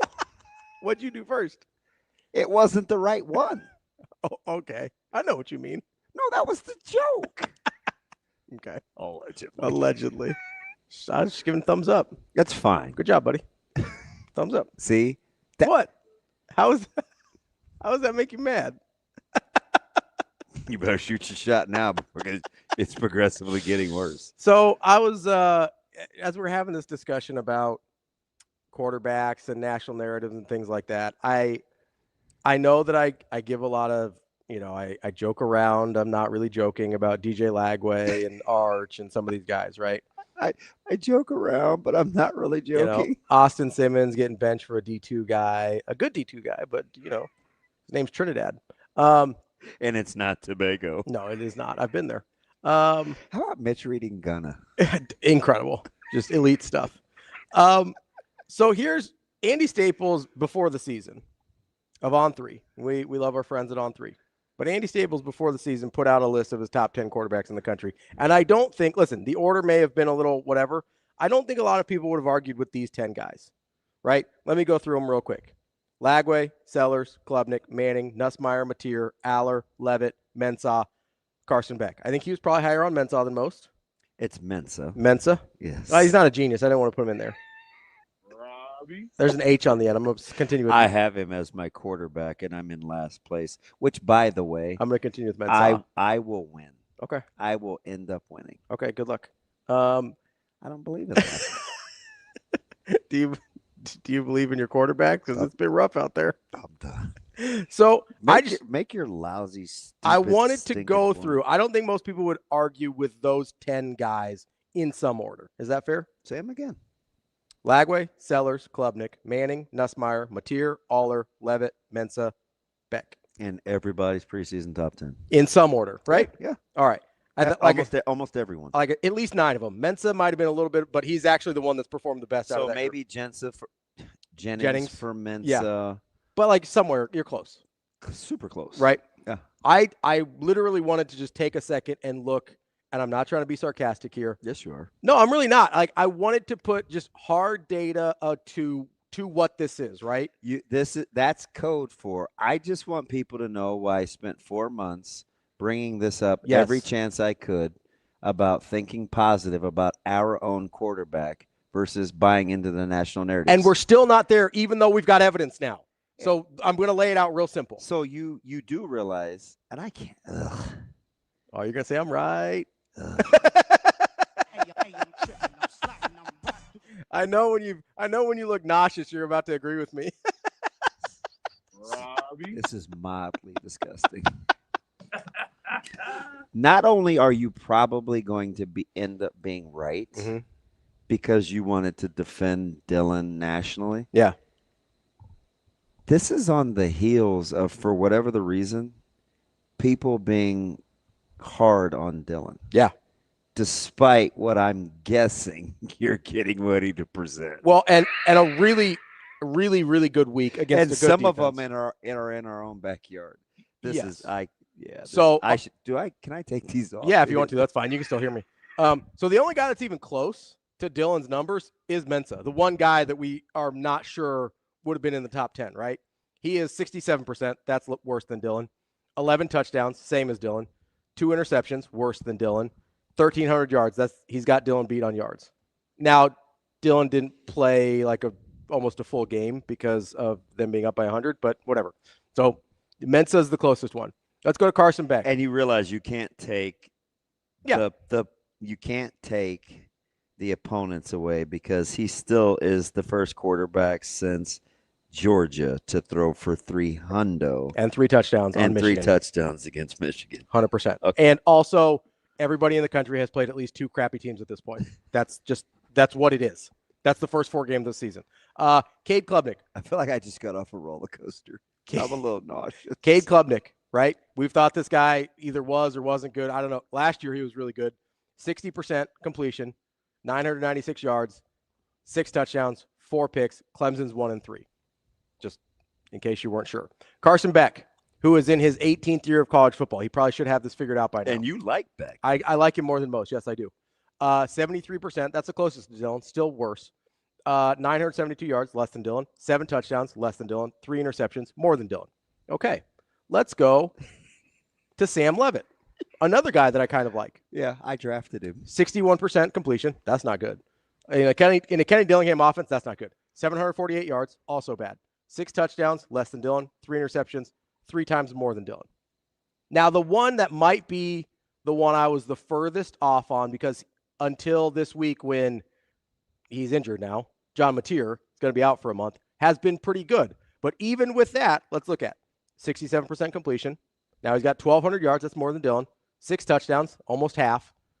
3 interceptions, 3 times more. Now he does have, making a little hay on the ground, he's got 190 yards rushing. If you add his rushing touchdowns, he has the same number of total touchdowns as Dylan. But now he's not going to play for a month because being good at this and staying in the game is hard, especially when you run that much. Garrett Nussmeier, another potential number 1 pick in the draft, right? 68% completion, 962 yards, 6 touchdowns, 2 interceptions. Everybody at LSU hates him right now. Accurate? No one's happy with how that offense has looked, right? No. Okay. Another guy that's Can I do something? Yeah. I'm just going to humor you. Yeah. John Mateer against Michigan. Yeah. Was 21 of 34 for 270, 1 touchdown, 1 interception. Is that better or worse than Dylan? He ran 20 carries for 74 yards, which is 3.7 a carry. and had 2 rushing touchdowns. So it's a little less than on par. Mm-hmm. Combined, about the same. But right? and less than. Yeah. Yeah. QBR isn't anywhere near the same. But carry on. South Carolina. Lenore Sellers, 60, also on your team, right? Yes. Okay. 64% completion, 733 yards, 4 touchdowns, 1 interception. I believe he's only led them on 5 touchdown drives the entire season. The season. The entire season. No, believe me, I know. Okay. DJ Lagway. Oh, I don't even have to do this one. I've been doing. We already know. So red shirt shut him down, right? I think so. I mean, he's in a boot now, so allegedly, that might be the cover for he's transferring, and Billy Napier may never work again at Florida or ever. I don't know. Let's go to Arch Manning. 61% completion, 888 yards, 9 touchdowns, 3 picks. And a third of those yards came against one of the worst FCS teams in the country, Sam Houston State, as did a third of those touchdowns. Sam Houston State. He was worse against UTEP than Dylan was against Michigan, and significantly worse against UTEP than Dylan was against Michigan. The last one, Drew Aller, who I actually thought was having a better year than this, their offense is a little rough. Yeah, so people gave Brett Ciancia some pushback on the Penn State offense thing. Yeah, it's been rough. Brett was spot on. He was dead on. Spot on. 64% completion, down from last year. 626 yards in 3 games. Because he said it wasn't a national championship caliber offense. 4 touchdowns, 1 pick. 4 touchdowns in 3 games. That's not good. Their offense has struggled. They're basically in the same boat that Nussmeier at LSU's in and that Seller at South Carolina's in, where the offense has been a huge, huge problem. Has the offense been a problem for Nebraska yet? It depends. Yeah, I'm not going to. Overall. There's been situationally. For what you're saying, relatively speaking, no. Situationally, yes. I mean, what would we say last week? If it got to 27, we felt pretty good about Nebraska winning, right? Yeah. Right? That is the top 10 quarterbacks in the country, which I'm not even hating on Andy Staples. I think the order was a little wacky, but the guys that he put in that group, that is the top 10, I would say a pretty close to consensus top 10 quarterbacks into the country coming into this season. If Dylan is literally outperforming all of them, that is not an exaggeration. He is outperforming all of them. He's outperforming the guys that have come off the radar. He's outperforming just about everyone in the country. What are we still talking about? For as bad as, can I just? You can take that wherever you'd like. That's just I needed to put actual numbers to this so people didn't just think I was being a homer. It may have started there defending Dylan, but this is where it is. This is where the numbers tell me it is. Do you remember when Nebraska had a bigger defensive line and Michigan won a national championship in 2023? Mm-hmm. Do you know how many points Michigan scored? A lot. Is in Lincoln. Is that a 56? It's 45-7. Oh, that's right. 56 was a couple years before that. It's 45-7. Yeah. Did that help him? Did the bigger defensive lineman help him stop the run that day? No, I'm just curious. I just humor me here. Yeah. Okay. Of the last 3 seasons, 23, 24, 25, what season would you say was Nebraska's best tackling season? Definitely the first year. 23, correct? Yeah, absolutely. That was the most points that Michigan had scored against Nebraska. Is it coincidence that it was that they won the national title? I do not think so, no. So it's all about perspective, right? Mm-hmm. Can I say those kinds of hard data points without driving a narrative? I think you can. I think it's hard. It's how you want to receive it, though, yeah, right? Yeah. It's the prism through which you receive the information. Careful. And this is a T. White guy. Mm-hmm. Very good tackling team. That was a very good tackling team. Careful on getting caught up in schematics defensively. Mm-hmm. Just get your body of work before we make any knee Ravi reactions. What? Use my name as jerk now? It's a little aggressive. It's a little. Oh, that seems uncalled for. I didn't expect you to get that so quick. Before we make any knee Ravi reactions. Pretty quick sometimes. No, again, was it my man Dank that said I like the Socratic method? Yes. I do. I'm always going to probably come at this thing logically. Now, every now and again, I will get emotional. But for the most part, if I feel like I can't rationalize with irrational people, I'm going to go all in, pedal to the metal. Yeah. and I'll get guys like Tom yesterday. Tom didn't even deserve that. Tom was just an innocent bystander that was a victim of the general masses being irrational. I try not to be like that. Just let it play out and give it some thought. That's DB. I'm Ravi Lulla. More Hurrdat Sports Live coming up next. Back to busy feels better in the 2025 Jeep Grand Cherokee Laredo L. Right now, get 0% financing for 60 months. More space, more style, and more savings at Edwards CDJR Council Bluffs. Or get the muscle you need for busy days in the 2025 Ram 1500. Built strong. Now with 0% financing for 72 months during the Drive into Fall sales event. The Back to Busy Drive into Fall sales event. Only at Edwards CDJR Council Bluffs. To Edwards CDJR and Council Bluffs.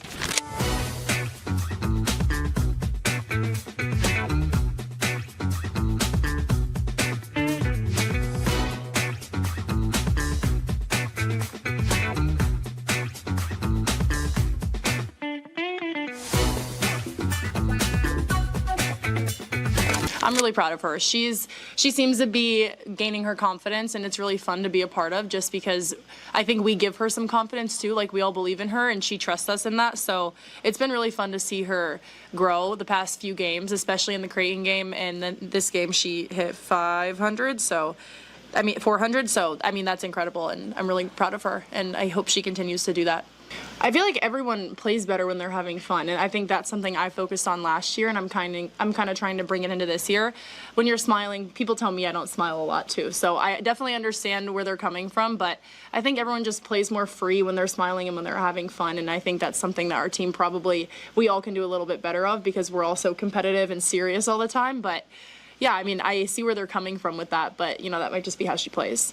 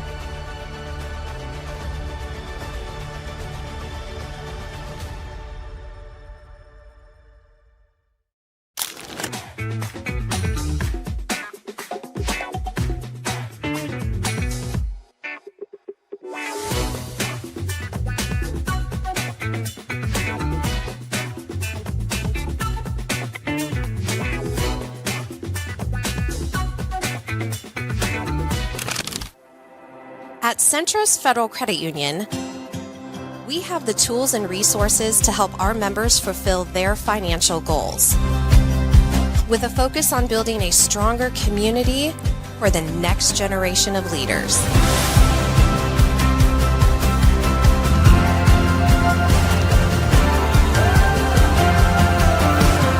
Centros Federal Credit Union.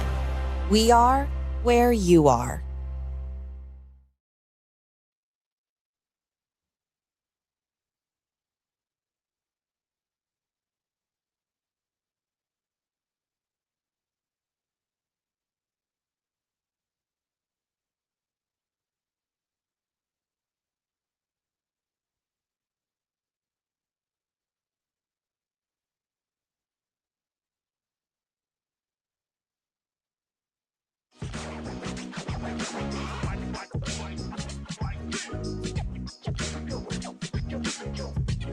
You're listening to Hurrdat Sports Live.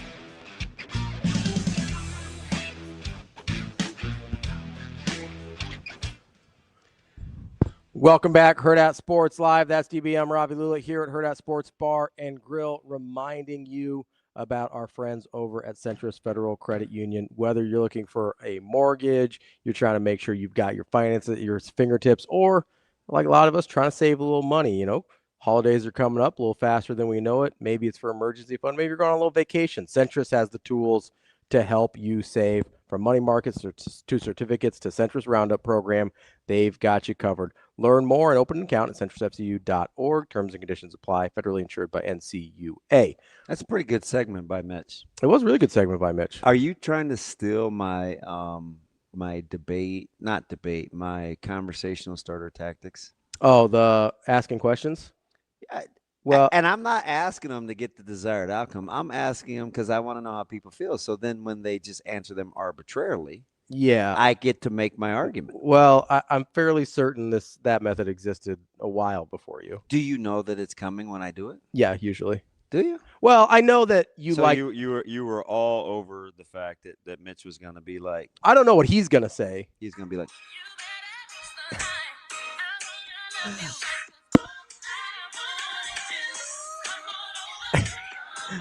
I don't know what he's going to say, and I don't even always know what point you're trying to make. I just know that that's how you like to get to things. I do it as well, but it's because I'm trying to back you into a corner and trap you. But I see it coming. I'm like this.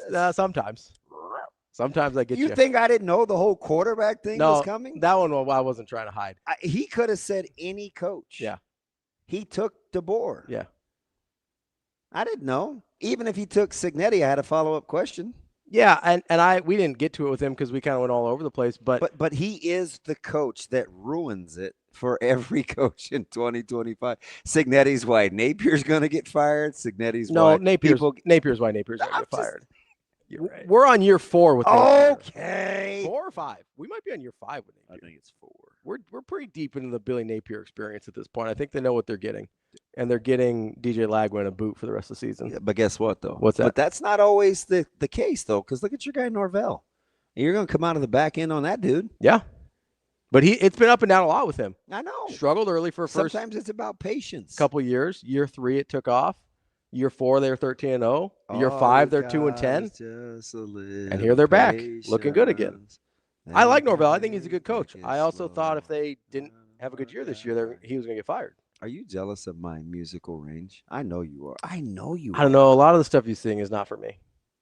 Oh, I give you all sorts of options. You can have country. You can have. You sing a lot of Jelly Roll. Because sometimes I'm not okay. But how come you don't like it when I say, "Oh, I need a favor"? Yeah. When I need not a huge like Jelly Roll, Morgan Wallen guy. You go those two a lot. Well, sure. Morgan Wallen was more like over the summer. You kind of would go more. We took a 23-hour roadie. I know, but then you kept singing it for like weeks. Because I didn't know the words. Last night we had an argument. Yes. That's what it should have been. You do Jelly Roll a lot. Wait a second. You've been doing Jelly Roll for like a year.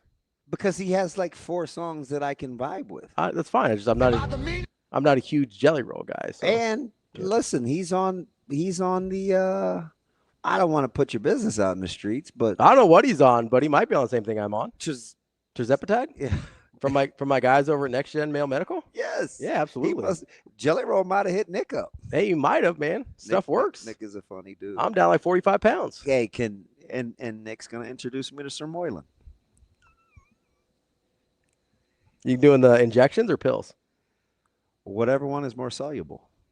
The injections are. I just want a peptide where I feel better if I'm active, so I don't feel sluggish. Yeah, the Sir Moylan should help with that. Who? Sir Moylan. Sir Moylan. Do you think you're saying the same thing I'm saying? Okay. Okay. I have zero. I am not okay. Exactly. I'm not. Thank you for playing. I know. I'm going to grind my mobile. Listen. I couldn't tell if you were making. No, I think it'd be an advert. Say it. Say it. Sir Moylan. Sir Moylan. Yes. Nailed it. Okay. Because if you'd have said I didn't say it. No, that time you nailed it. I couldn't tell if you were doing it as a bit or if you actually thought you were repeating what I was saying. Listen, I don't do bits. Sometimes you do. No. No. The whole racism thing, that's real. You're a racist. That's not a bit. What about Uruguay? That bugs me, but it's your bit. I am not okay. Exactly. He's probably on tirzepatide. Maybe. It might be. Is it semaglutide or semaglutide? It's, I believe, semaglutide. Well, he might be on that too. It's true. What he needs to be on is the tattoo laser removal. Yeah, we got to get rid of those face tattoos, man. It's fine. Stop being judgy. Yeah. I mean, you don't like him either. I can still find.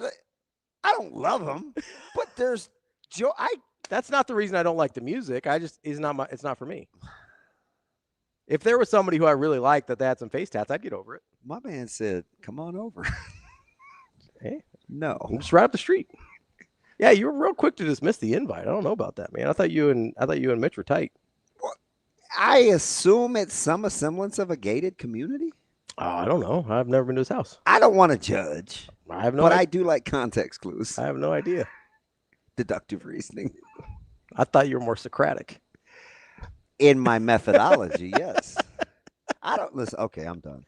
I don't need you right now. What? Okay, go ahead. I just like I'm gonna choose my piece, and I want you to peace out. Like I'm not involving you in. I'm here for your piece. No, you're I'm not. trying to no, help. you're not. No, you're not. You're as what? No, I tried to tell you. I was like, hey, you got to ask our guy Nick about the peptides. You won't even tell me the right pronunciation because you're stuck on the Jan and Jen thing. No, I tried to tell you the right pronunciation, and I was like, why don't we just say peptides? Because there might be other stuff. It was how you said it. Well, sometimes I struggle with tone. just sometimes, huh? I think you. Who the hell said I got to like it? Well, sometimes I struggle with tone. Sometimes it's on purpose. All right. Just what law is there say I got to like you? Just $10. Is that 10 of the? 10. Is that fences? You should have let me finish. See, you're so used to cutting me off. You spent $30. You could have won. That's all right. You were so quick to talk to me. I was gonna say, hey, I like talking to you. $10 says you can't tell me what movie this is from. It's Fences. Arthur Who Miller. the hell said I got to like you? The playwright, Arthur Miller. Who was he talking to? His son. Do you know why? Because his son asked something about, and he's like, well, I provide this and this and this. And he's like, yeah, but do you like me? And he's like, who else says I got to like you? Yeah. Oh, Who the hell said I got to like you? Yeah, because I don't. I haven't seen the movie, but I did read the play. I'm sure if like Bill and Chris and Sasha and everybody sat us down and they said, God, man, this show has been fantastic. The download's sensational. Like, how do you guys do it? And I would say just what Denzel said. Who the hell said I got to like you? I don't have to like you for it to be successful. I like me. Yeah, we've seen that with almost all your shows. What law is there say I got to like? I look at me now and I see all the warts. My bad. You know, I've tried, but I like me, so I'm gonna give me some grace. Yeah, I got one for you. Hey, you want a response to Ravi right now? You want a response to Ravi right now? Here's a drop for you. That's my So bad. if I look at you and tell you in a polite way, like, I'm gonna beat your ass.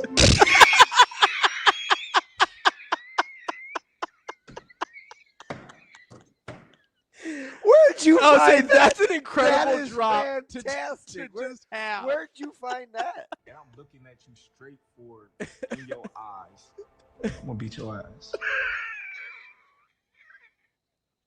Oh my gosh. So I'm the person to tell you, let's go in the room. Let's go in the back.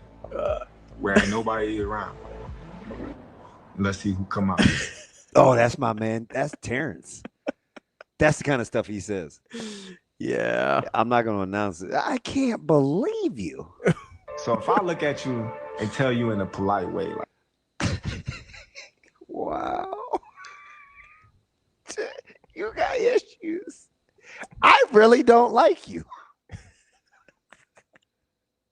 That's my bad. Who the hell said I got to like you? Sorry, I got distracted because Tom Fornelli finally entered our chat here on Twitter. Oh, where's Tom? He's couching his. He commented on the last clip that we put out. He says, "Who's we? Who's putting out clips on my behalf with my name attached?" It's Hurrdat Sports. Oh well, the people that yeah. You know the show that we shut your mouth, Shane. You know I'm a bigger man. I'm losing. He says, in short, Mitch, yes. And why I'm particular on Dylan is because he has tremendous arm talent, he has power, he has accuracy, but he doesn't use his lower half. He's good this way, and it works, but the lower half holds him back from being elite. Okay, yeah, Tom, that's not what you said, though. That's not what you said. You said that he's too busy running around trying to be Mahomes, that he couldn't make the regular routine plays, and that you were out on him. That's not what you said. You're couching this now, and that's fine because you were wrong first. But, don't couch it now. Don't do it now. Also, you still haven't addressed the Underwood. Bryce Underwood at this point knows more about reading what a defense is doing before the snap than Dylan Raiola does, because I think Michigan's offense actually forces you to do so. Absurd. Whereas in Nebraska's offense, you're only reading what your one player does. Absurd take. So that's why when you're Dylan Raiola, you don't even notice that corner is there, and you drop back, and without even ever looking, you turn to your right to throw the pass, and you throw it directly to the Michigan defensive back because you never saw him there. I mean, that's not what the head coach said happened, but that's fine. That's fine. I don't expect him to listen to Nebraska press conferences. I really don't. But that's not what he said in the video. It's really not. He wasn't like, it holds him back from being elite. He said he can't make a routine play because he's too busy trying to be Mahomes. That's what he said. I'm going to have to speak to the brass about going back to the negotiating table. I'm not coming back tomorrow. Oh, all right, my bad. Hey, if I'm not here at 7:01, you guys know what happened. It's Ravi being a wackadoodle. Austin, you might want to be here just on standby. What is wrong with you? Hey, I had your back, Damon. I don't know. Did you, though? I did. I really did. I mean, did you, though? I was playing the TC drops for you. Yeah, you doing all right? I don't even know what happened. Do we need to sing some Jelly Roll? I definitely ain't okay. I'm not okay. That's the show for today. That's DB. I'm Ravi Lulla. I will be back tomorrow. I'm going to try and talk DB into returning as well. Yeah, we're going to flip a coin. We'll see what happens. That's Hurrdat Sports Live. See you. Have a good day. Love you.